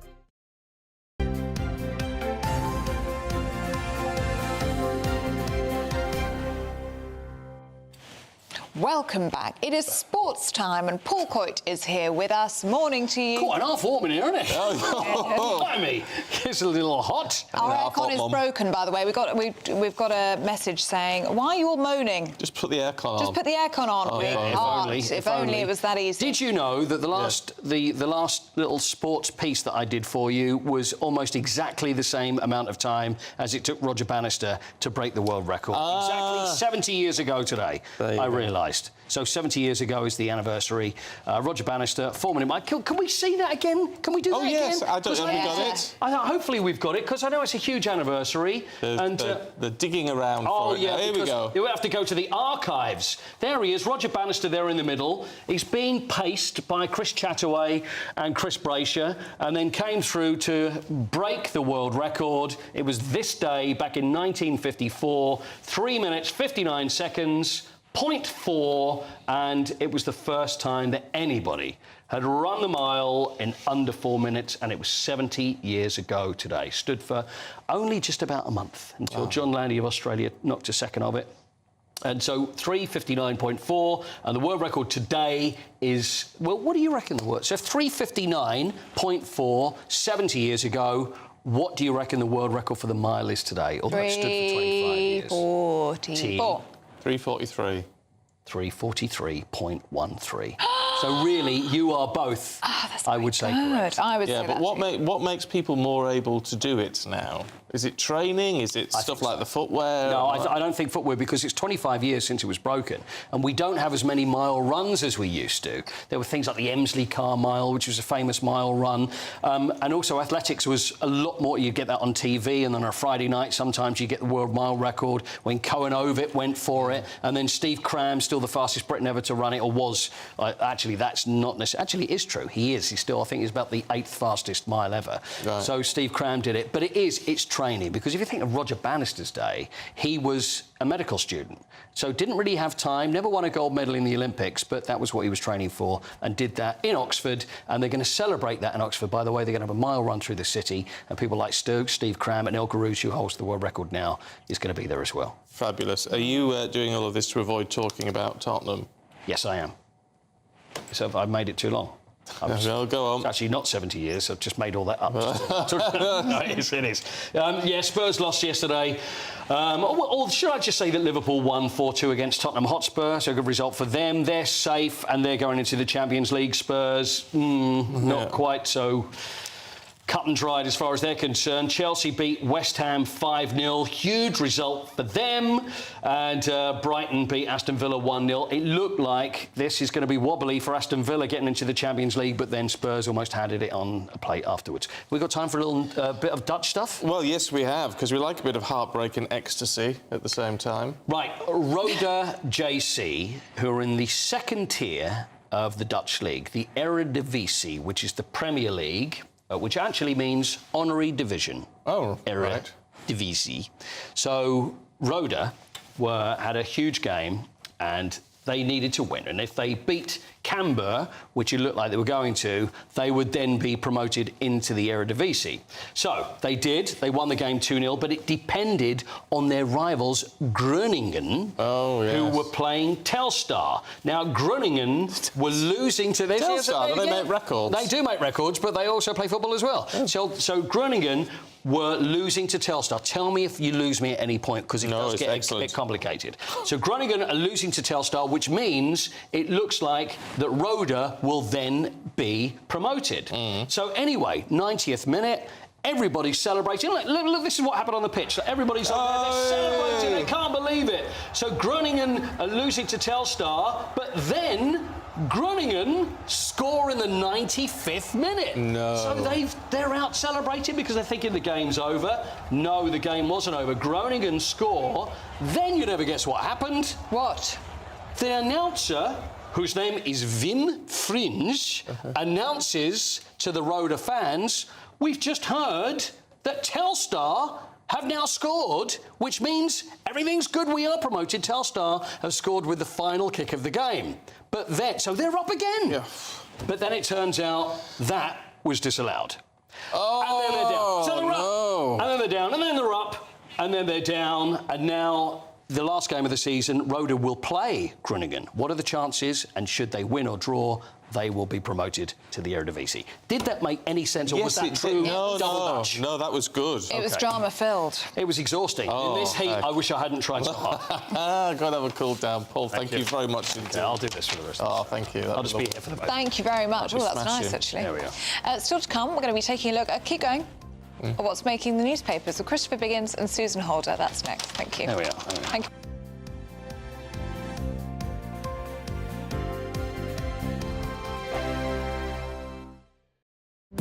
GB News is the home of free speech. We were created to champion it, and we deliver it day in, day out. Free speech allows us all to explore and debate openly the issues most important to us, our families, and of course, the British people. Having challenging conversations to enlighten each other. Which is why we hear all sides of the argument. We are the People's Channel. We will always stand by the freedom to express yourself. On TV, radio and online. This is GB News, Britain's news channel. This is GB News, Britain's news channel. Offline and overlooked. That's what Age UK say millions of British pensioners are. Why? Because they cannot or won't access the internet. It's leading to digital exclusion. So the charity's campaigning for public services like banks, utilities and even the NHS to maintain a more human approach. Everything's online. People assume you've got a smartphone with a mobile number and an email, and without that you don't exist in this world anymore. We've got to try and get the government to see that it's so important to make people feel that they belong, because there's a feeling that the older generation just feel that they're forgotten, they're in the way, and we already know that anyway, but it's just another reason for them to feel that they're not wanted. They'll just accept it and they'll say, well, that's it, I can't do it anymore, and that's it, whereas other people would be really kicking and screaming. So we need to be the voice for older people. Despite digital technology playing an increasing role in our lives, around 1 in 5 over 65s in the UK don't use the internet. Thornycroft Centre in Pontefract, West Yorkshire, provides a space for this age group to socialise and get help to go online. I'm not that good with mobiles, so when you mention anything about online, I ain't a clue what you're talking about. The closure of thousands of banks is also detrimental to the older generation. A lot of our members what come, they tend to use cash. They don't like to use bank cards. I think a lot of it's trust or the lack of knowledge. They don't understand how it works. I think they're very vulnerable as well with online. It's really important that they're aware how to use it and how to use it safely. So, in an online era, it's still crucial for many to have an offline option. I'm Patrick Christie's. Every weeknight from 9, I bring you 2 hours of unmissable, explosive debate and headline-grabbing interviews. What impact has that had? We got death threats and the bomb threat and so on. Our job is to do what's in the best interest of our country. You made my argument for me. My guests and I tackle the issues that really matter with a sharp take on every story. I'm hearing it up and down the country. That was a beginning, not an end. Patrick Christie's tonight from 9 p.m. only on GB News, Britain's news channel.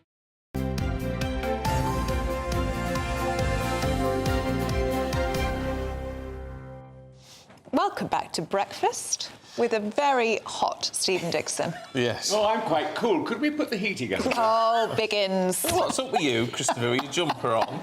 He's cool as a cucumber. Exactly. Cool as a cucumber in Kashmir. What did you say when you came in? I don't approve of people who take clothes off for effect. Well, I mean, honestly, you know. Not for effect. Showing off your tattoos.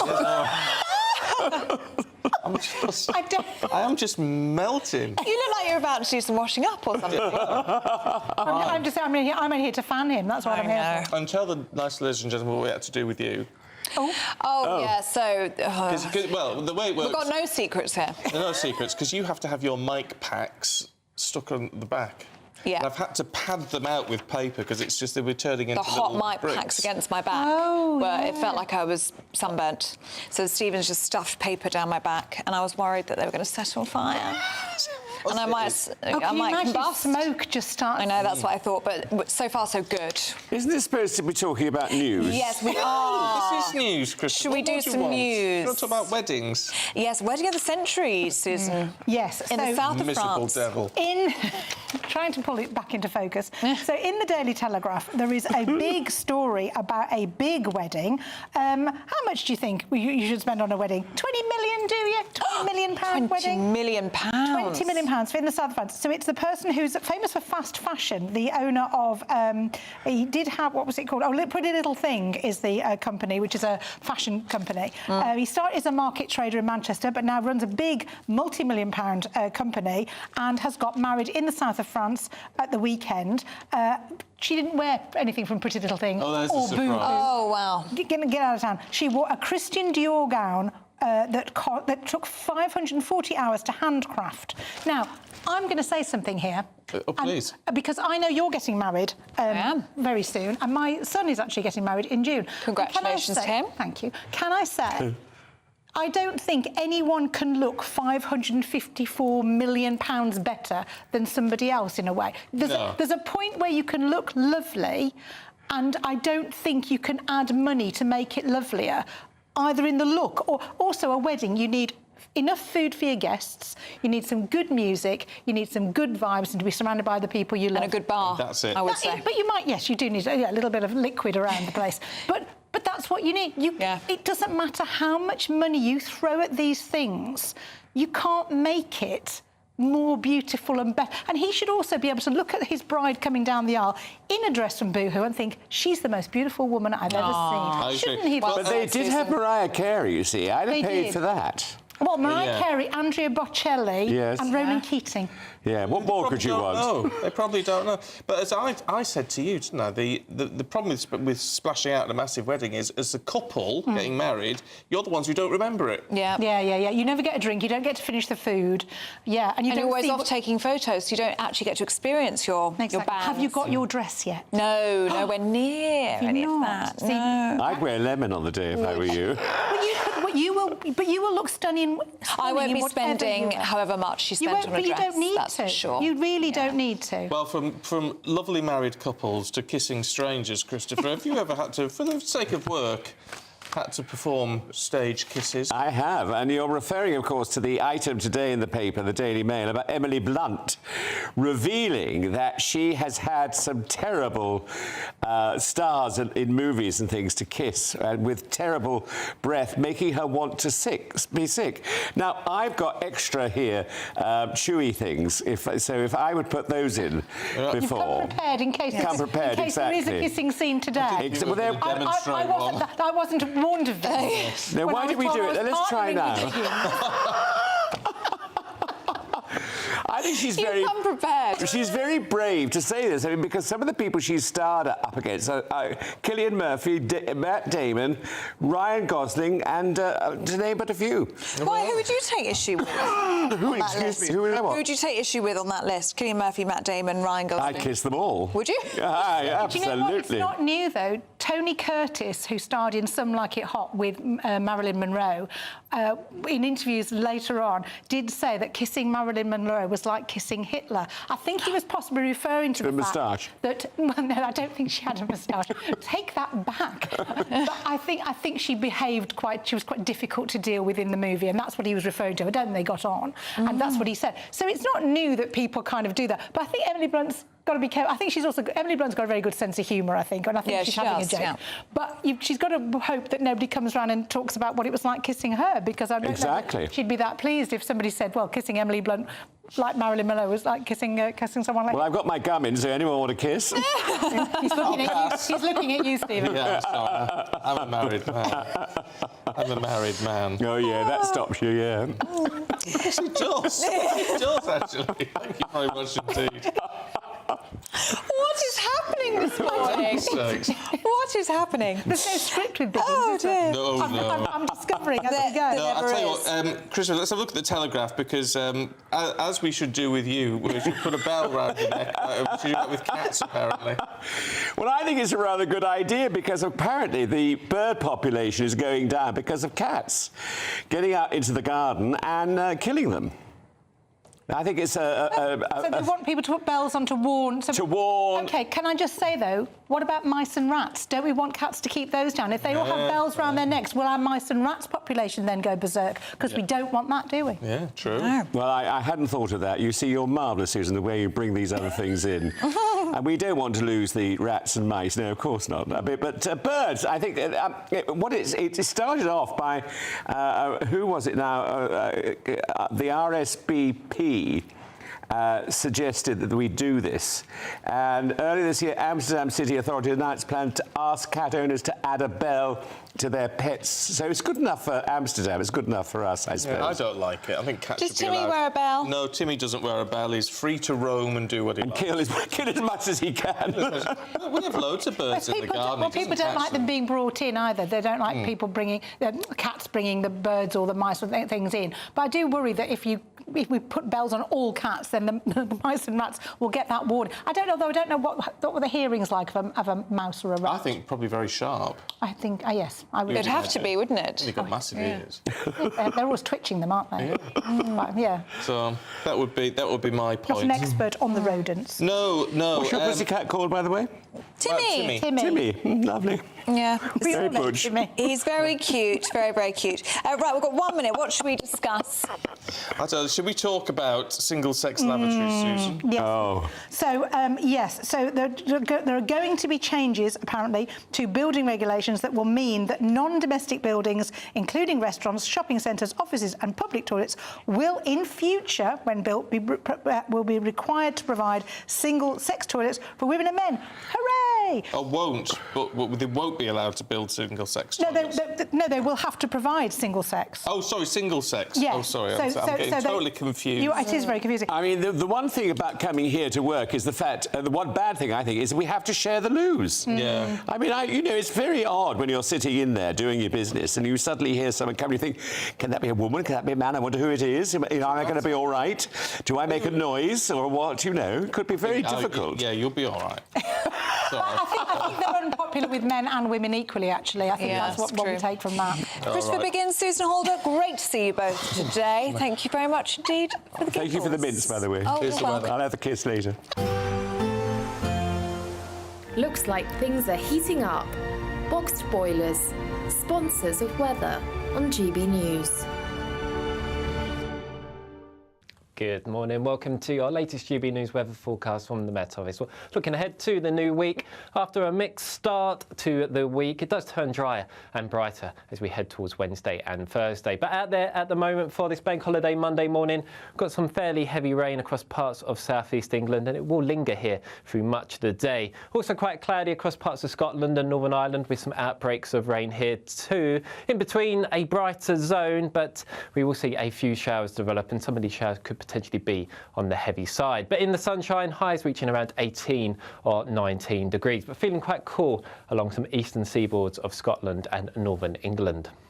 Into this evening, a lot of the showers gradually fading away, and also the area of rain across southeast England just moving off towards the continent. So that will allow a dry end to the night for many with some clearer skies, but this central zone remaining quite cloudy with some further outbreaks of rain. But in the clearer skies, a cooler night than of late. Could see lows falling down to about 2 to 3 degrees in the countryside. So Tuesday morning, we start off fairly sunny across parts of Northern Ireland, also eastern England. Watch out for a little bit of mist and fog here, though. Elsewhere, a bit of a dull start, but I'm optimistic. The cloud will break up a little bit, especially across more southern parts of the country. But we will see, again, a scattering of showers, but they will be fewer and further between compared to today. In the sunshine, highs reaching 18, 19, possibly even 20 degrees. A brighter outlook with Box Solar, sponsors of weather on GB News.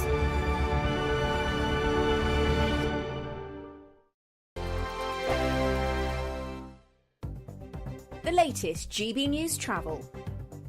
Good morning, I'm Russell Holding. On the A720 Edinburgh City bypass, there's a lane closed westbound after an accident between the Dreghorn and Baberton junctions, with delays towards there from the Lothian Burn junction. The A1 in West Yorkshire is blocked northbound between Barnsdale Bar and Wentbridge South, causing queues not helped by roadworks. In Staffordshire, the A38 is closed northbound where a car's overturned between Clay Mills and the A50 at Toyota Island, causing delays heading towards Derby. Buses replaced trains between Leamington Spa and Nuneaton, between Bletchley and Bedford Bedford and also between Watford Junction and St Albans Abbey because of an overtime ban. And in East Sussex, the A21 is closed each way at John's Cross after an accident causing delays, and the A21's closed southbound along London Road at St Leonards-on-Sea for emergency repairs. And that's the latest.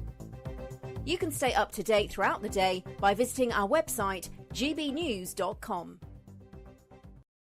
It's the biggest cash prize we've given away to date. An incredible £20,000 that you could use however you like. And because it's totally tax-free, every single penny will be in your bank account to do whatever you like with. £20,000 in tax-free cash really could be yours this summer. But you've got to be in it to win it. For another chance to win £20,000 in tax-free cash, text PRIZE to 63232. Text costs £2 plus one standard network rate message.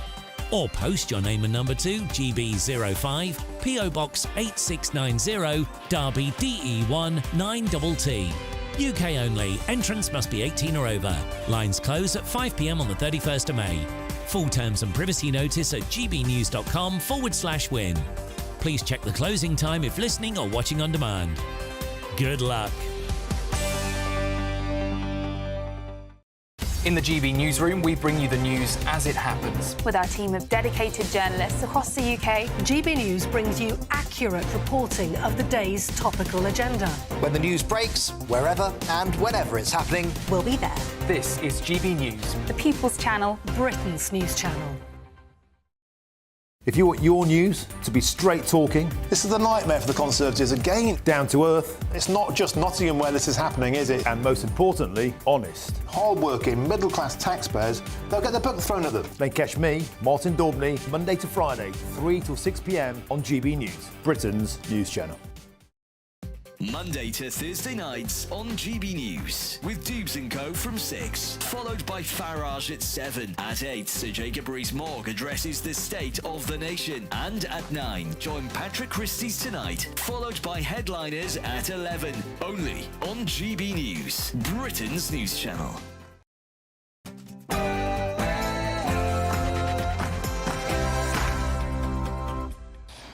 Good morning to you. It's 9 o'clock on Monday, the 6th of May. Today, the Prime Minister claims the country is heading towards a hung parliament as an autumn election looks to be on the cards. Yes, an election potentially in November. The Conservatives looking around for crumbs of comfort after the disastrous results this weekend. They're saying it could be a hung parliament. I'll bring you more shortly.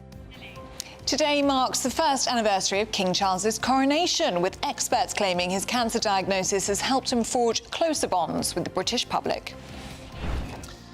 Live pictures from Rafah this morning as the Israeli Defence Force encourages Palestinians in South Gaza to move towards an expanded humanitarian zone ahead of an offensive.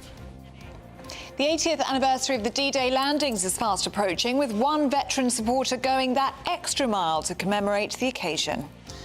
And we send one of our reporters to Padstow to find out more about one of the country's oldest surviving Mayday festivals. I come back every year, as I say, and I've met people. Even this year, I met a man from Padstow who'd come back from Australia for Mayday. Good morning. It's a bit of a mixed picture out there weather-wise this Bank Holiday Monday, but there is some drier and brighter weather on the way. Find out when in a little bit. Morning to you. I'm Stephen Dixon. And I'm Ellie Costello, and this is Breakfast on GB News.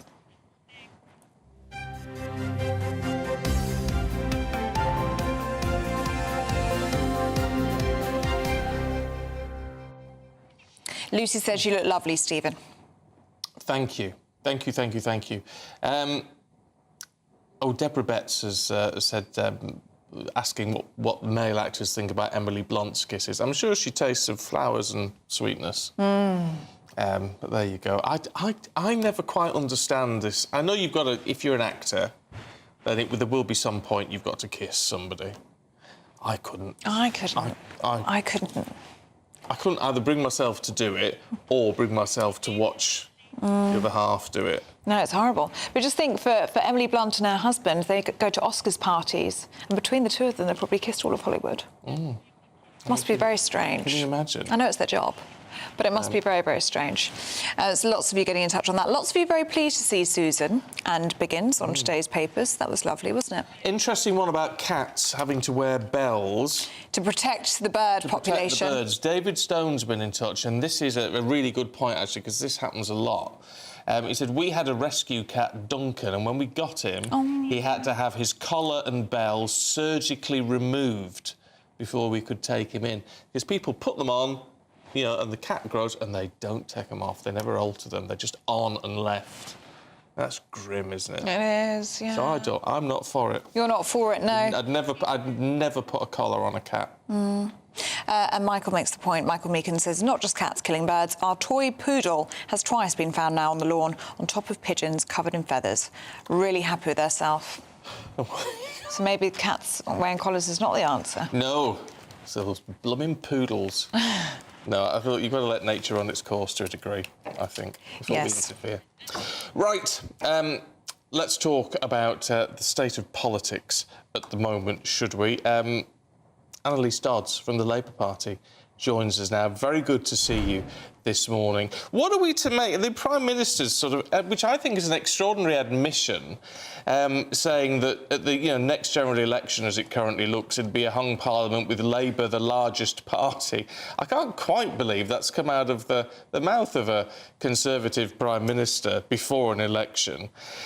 However, what do you make of the idea of a hung parliament? Because, I mean, it's not good for him. Actually, not very good for you either.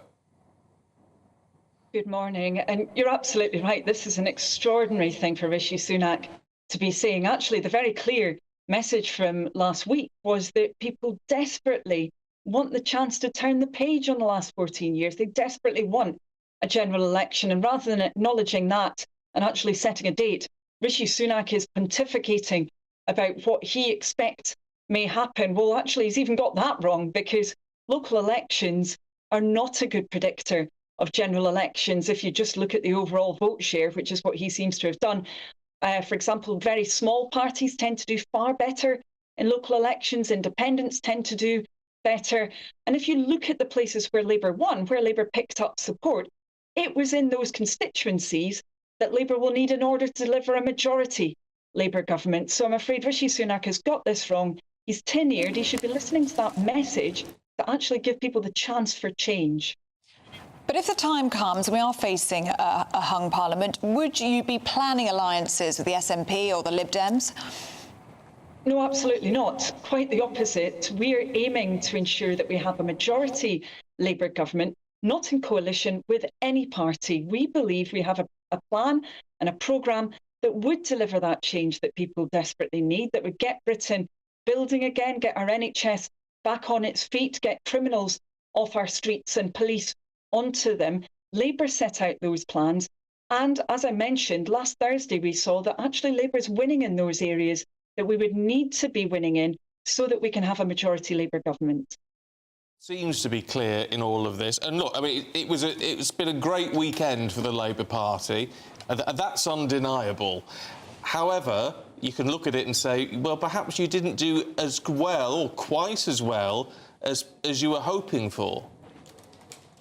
Well, of course, there's no room for complacency. Labour still needs to work hard. We still need to make sure we're having that dialogue with people up and down the country. But I have to say, I'm really proud of our Labour candidates, whether that was candidates to be councillors or to be our new Metro mayors or indeed our new Labour MP in Blackpool South, Chris Webb, because they gave people that hope that things can change. And of course, many of our Labour councillors and Metro mayors are already delivering that change in their communities, even in the face of a Conservative government that's holding our country back. You must have been concerned, though, by the results in Oldham, where you lost control of the council there. There's a strong Muslim vote there. It's thought they were protesting Labour's stance on Gaza. That's a warning shot to the Labour Party, isn't it, ahead of a general election?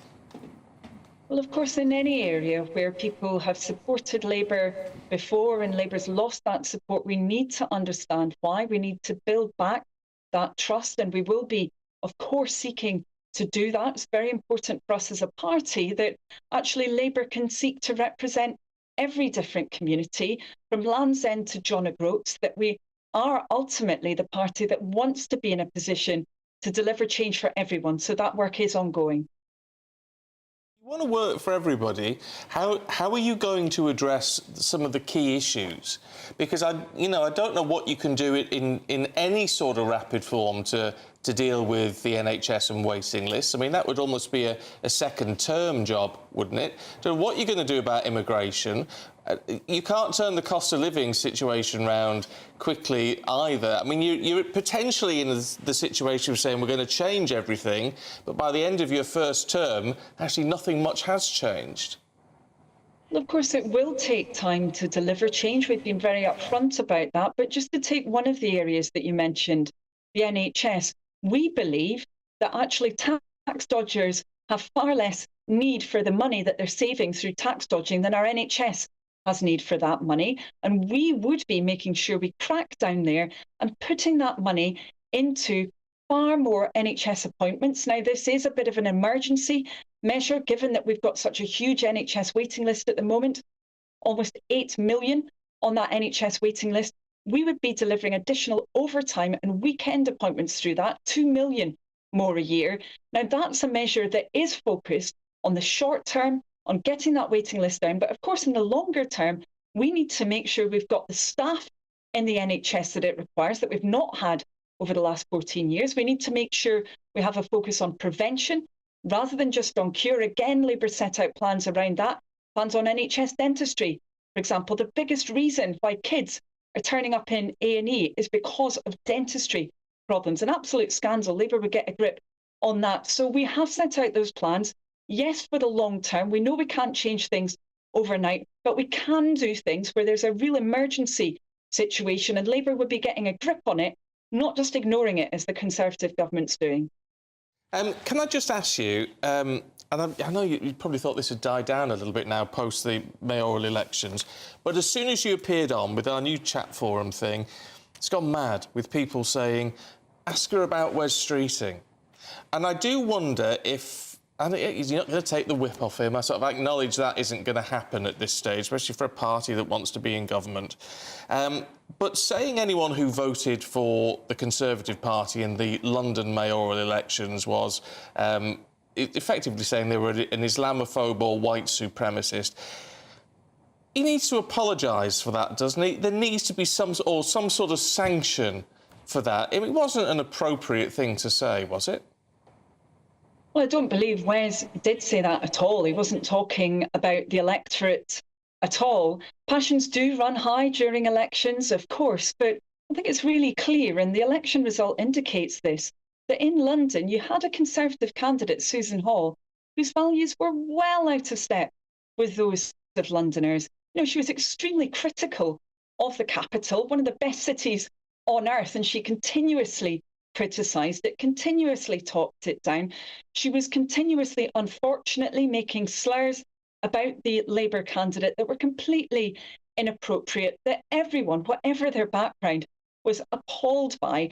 So I think ultimately that reflection of people's concern about Susan Hall was then delivered in that election result. And really the big question I would say here is why Rishi Sunak allowed a situation where there was a candidate who was so manifestly out of step with London's values to actually stand to represent the Conservative Party last week in that amazing city that is London. I think that's the big question here. All right, and I'm making no comment about what you said Susan Hall said in terms of slurs, because, frankly, I haven't seen them. So I'm not commenting on those at all. But what I would say is you don't beat a slur by using a slur, do you? Which, I mean, that it was an extraordinary tweet. Shouldn't the Labour Party, if you want to be the party of government by the end of this year, shouldn't you be taking the higher ground?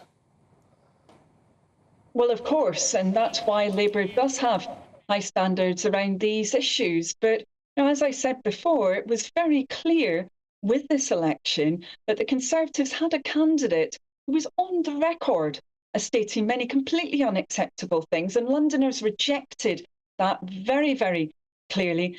And I'm very pleased that they did, because I don't believe she would have been the kind of strong leader that London needs at the moment. OK, Annalise Dodds, Chair of the Labour Party, thank you very much indeed. Now, do let us know what you think about that. gbnews.com/yoursay.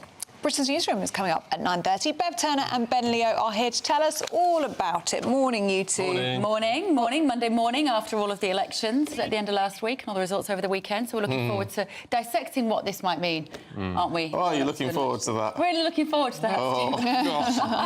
Look, I've been thinking about it all weekend, of course. I've not been on the telly. You've probably been on the telly all weekend because you tend to do a lot of work. Friday and Saturday, yeah. So we got a lot to get stuck into. We're going to be talking to Paul Scully, actually, aren't we? Who wanted to be Susan Hall, of course, and now saying that he should have been the mayoral candidate of London, to find out why he think that she didn't win. Pretty obvious. I still have no idea who would vote for Sadiq Khan. Well, there's an interesting response from a lot of Tories after these local elections, saying that do not drift to the right. Warning, warning, do not drift to the right, as Suella Braverman is calling for. But it's kind of like people are saying if you don't do something, you can't just stay in the centre ground, or the alleged centre ground. Some might argue left of centre for the Tories. You can't just keep doing what you're doing and expect different results. No, but you see, it's an interesting argument, and someone we had on yesterday was saying the problem that the Tories have got is that it's swing voters that decide an election, right? I mean, that's just how it works. And you've got... It said they're going to be one nation Tories who vote Tory, have always voted Tory, and if the party swings too far to the right, they're just going to go, I'm going to go that way rather than with you. Yeah. And that's the sort of dichotomy that they've got to deal with. It is, and I think what my feeling over the weekend is still that Labour did very, very well in these council elections, not necessarily because people love the Labour Party. They just There's not that groundswell of enthusiasm. Something has to change. There's so much dissatisfaction about how much everything costs when you go to the shop, that you can't travel around everywhere. We've got more train strikes this weekend, I think. You know, that just general sense that people are feeling like the weight of everyday life is getting them down, and they want to change something, but I don't think they're looking at Labour as the great solution to everything. One perceived lurch to the right from Rishi Sunak is single-sex loos. He's going to be changing the building regulations to ensure that any new buildings, non-residential buildings, are constructed with individual loos for each sex. And do you think that's what people really care about heading into a general election? No, but that's the problem, isn't it? The politicians think this speaks to who they are, but it isn't quite hitting the right nose. Yeah. OK, that's all coming up at 9:30. Bev and Ben, thank you very much indeed. Now, summer is just around the corner, and we want to make it sizzle for you with an incredible 20 grand in cash in our latest Great British Giveaway. Yes, it's our biggest cash prize to date, and it could all be yours. Here's how you could be a winner. The next Great British Giveaway winner could be you, with a massive £20,000 in tax-free cash to be won. Imagine how you'd react getting that winning call from us. Hi, my name's Phil Cox, and I won the Great British Giveaway. I'd say, why not? What is it? The price of a text and £2 to enter. And if I can win it, anybody can win it. And they're going to get even more money this time round, so why wouldn't you go in the draw? For another chance to win £20,000 in tax-free cash, text WIN to 63232. Text costs £2 plus one standard network rate message. Or post your name and number to GB05, PO Box 8690, Derby DE1 9TT. UK only. Entrance must be 18 or over. Lines close at 5 p.m. on the 31st of May. Full terms and privacy notice at gbnews.com/win. Please check the closing time if listening or watching on demand. Good luck. Now, do stay with us because Tom Bauer, is going to be joining us to talk about King Charles's... Tom Power. Tom Power sounds good as well. Year on the throne. It's been a year since the coronation, would you believe? That's next. I'm Christopher Hope. And I'm Gloria Di Piero, bringing you PMQ's live here on GB News. Whenever Parliament is in session on a Wednesday at midday, we'll bring you live coverage of Prime Minister's questions. We'll be asking our viewers and listeners to submit the questions that they would like to put to the Prime Minister, and we'll put that to our panel of top politicians in our Westminster studio. That's PMQ's live here on GB News, Britain's election channel. We're GB News, and we come from a proud tradition of British journalism. That's why I'm so excited to be here. It's something so new. The first news channel to be launched in Britain in over 30 years. Launched to represent the views of the British people. To go where other broadcasters refuse to go. How did you find out about the story in the first place? Launched with one aim. To be the fearless champion of Britain. It's an absolutely fantastic atmosphere here. This is GB News. GB News, Britain's news channel. Sunday with Michael Portillo from 11, only on GB News. Many of the people that you had invited to come and speak were people who've been elected in their own countries. I'm thinking of people like Suella Braverman. I'm thinking of Nigel Farage, who has been a member of the European Parliament, of course, had an enormous impact on British politics. And Viktor Orban, who has been elected and re-elected. Many people may not care for the Prime Minister of Hungary, but he's certainly an elected person. And in addition, we had about 15 to 16 members of the European Parliament who were also elected, and they really live in Brussels.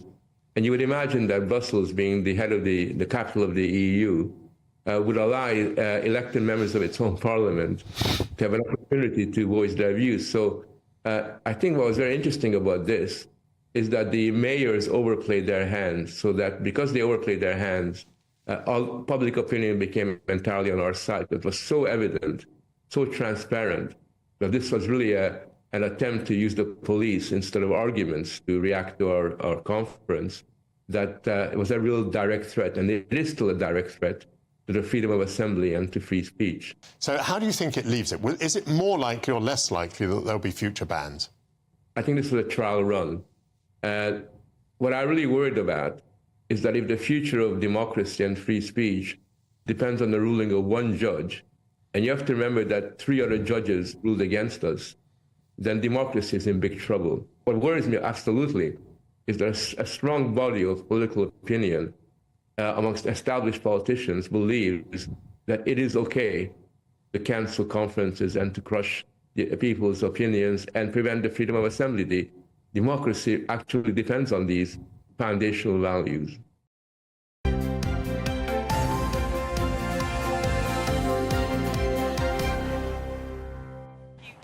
Welcome back. You're watching and listening to Breakfast with Stephen and Ellie. Yes, now, today is 1 year since King Charles was crowned, and that coronation, which, I mean, it was a moment of history. Most of us had never, ever seen one, and to see that moment and that pomp and that pageantry, absolutely amazing. Oh, it was just wonderful, wasn't it?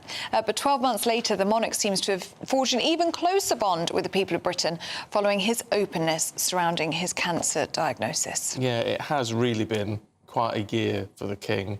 Ups and downs, I think that's fair to say. Let's talk to Tom Bower, author of Revenge, Meghan, Harry and the War Between the Windsors. Good to see you this morning. Rather than talk about the Sussexes, let's talk about the King, should we? Because, I mean, he has had a tremendously difficult first year with his own health, but it's been managed in such a way that it is just added to his strength and the way we feel about him. Well, absolutely. I mean, it's been a very tough year for him. I mean, it was going to be very hard anyway to follow the footsteps of the Queen. She was so beloved, and made infinitely harder by his illness and, of course, the illness of Kate. And it's been a real challenge, and he's stepped up to the challenge. He's not only endeared himself by his honesty, but also because of the real struggles he and Kate have had, and the problems also, it must be said, with the Sussexes and Prince Andrew, he has actually endeared the monarchy to the British people. I mean, the monarchy is now as popular as ever, and that is very much down to his conduct, and obviously because of the Queen as well, and she has contributed an enormous amount. And I think he's become far more human for many people, vulnerable. And that has meant people have realised the importance of the monarchy. And Tom, what's your understanding of the King's conduct in the last year? Do you think he's been advised to be this open about his cancer diagnosis and to not be afraid, perhaps, of showing his vulnerability and showing his humanity? You know, we're looking at pictures now of him in a cancer centre and holding hands with that patient, a really lovely, intimate moment between the two of them. Or do you think that is Charles just as a person, just being himself?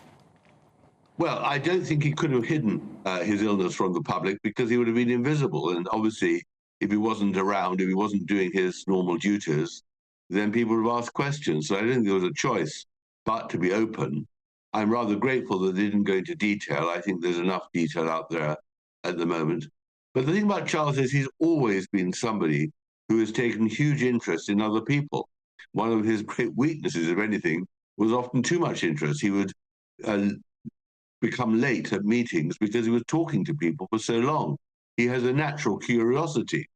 He has a natural ability to associate himself with all sorts of causes and take a huge interest in what other people are doing on his behalf and what people are doing on the nation's behalf. So that very much is Charles. That is very much the King. And he's very much a vocal supporter, as we know, of all sorts of causes. So he's tried very hard this year to produce not only continuity with the Queen, but most important of all, he wants there to be an era, a Carolean era. He wants history to remember him as someone who contributed to Britain. And that, of course, has been somewhat frustrated by his illness. But I think he's now going to try very hard to impose his image and his values on Britain, and that can only be for the better. Just briefly, Tom, in a sense, I hope it's not controversial, but in a sense, are we seeing a legacy of Diana a little bit? Because the way she was in the royal family was radical at the time, and he does seem to have taken that being much more personable, being much more connectable. Is that really what she left us? I don't think he'd be welcome. He wouldn't welcome that comparison. No. No, I mean, I think Charles has always, clearly he suffered under her shadow. There's no doubt that he didn't like her huge popularity, which cast him as number 2. But I think he's always, as he's grown up and has been rid of a bad marriage and has now found happiness with the Queen and Camilla, I think that really has meant that he has been able to become his own person. And the thing is that the coronation, that amazing spectacle, was very much created by him. He is the one who orchestrated every moment of his own coronation, of the crowning and the music and the guests. So, you know, he's a man who feels that it's his moment of destiny. He's a man who's waited for this job for many years and is determined not to be forgotten in history. And let's hope that he recovers and can fulfill his ambition. Well, let's hope so. Tom Bauer, really good to see you this morning. Thank you very much indeed. Right, that's it from us. We'll see you on Thursday. A brighter outlook with Box Solar, sponsors of weather on GB News. Good morning. Welcome to our latest GB News weather forecast from the Met Office. Well, looking ahead to the new week, after a mixed start to the week, it does turn drier and brighter as we head towards Wednesday and Thursday. But out there at the moment for this bank holiday Monday morning, we've got some fairly heavy rain across parts of southeast England, and it will linger here through much of the day. Also quite cloudy across parts of Scotland and Northern Ireland, with some outbreaks of rain here too. In between, a brighter zone, but we will see a few showers develop, and some of these showers could potentially be on the heavy side. But in the sunshine, highs reaching around 18 or 19 degrees, but feeling quite cool along some eastern seaboards of Scotland and northern England. Into this evening, a lot of the showers gradually fading away, and also the area of rain across southeast England just moving off towards the continent. So that will allow a dry end to the night for many, with some clearer skies. But this central zone remaining quite cloudy with some further outbreaks of rain. But in the clearer skies, a cooler night than of late. Could see lows falling down to about 2 to 3 degrees in the countryside. So Tuesday morning, we start off fairly sunny across parts of Northern Ireland, also eastern England. Watch out for a little bit of mist and fog here, though. Elsewhere, a bit of a dull start, but I'm optimistic. The cloud will break up a little bit, especially across more southern parts of the country. But we will see, again, a scattering of showers, but they will be fewer and further between compared to today. In the sunshine, highs reaching 18, 19, possibly even 20 degrees. That warm feeling inside. From Boxed Boilers, sponsors of weather on GB News.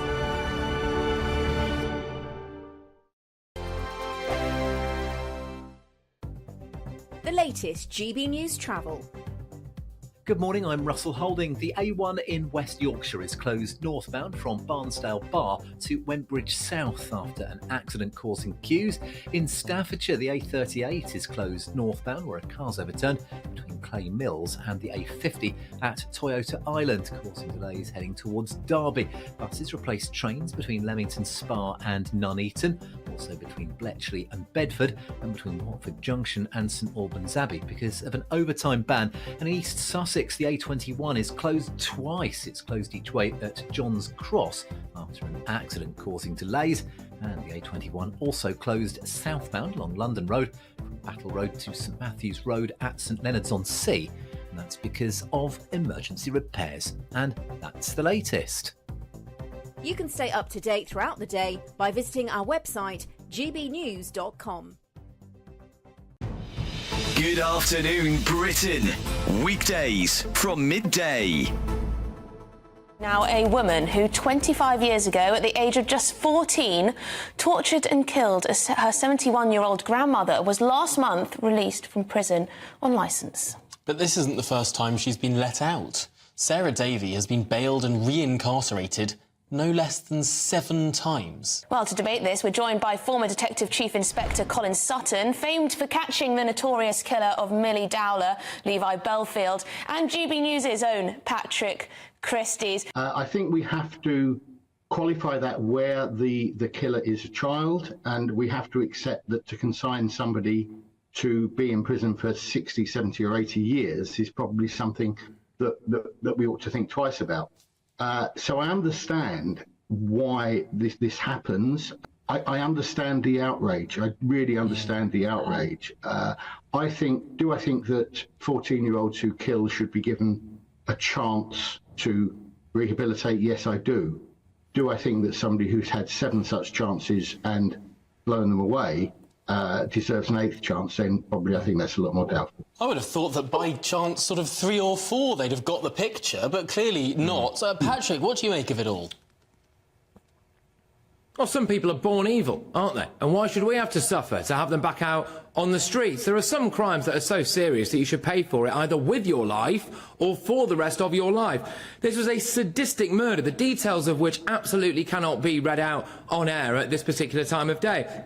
There are 3 issues here. Is this justice for the families of victims? I just think a release like this is a slap in the face.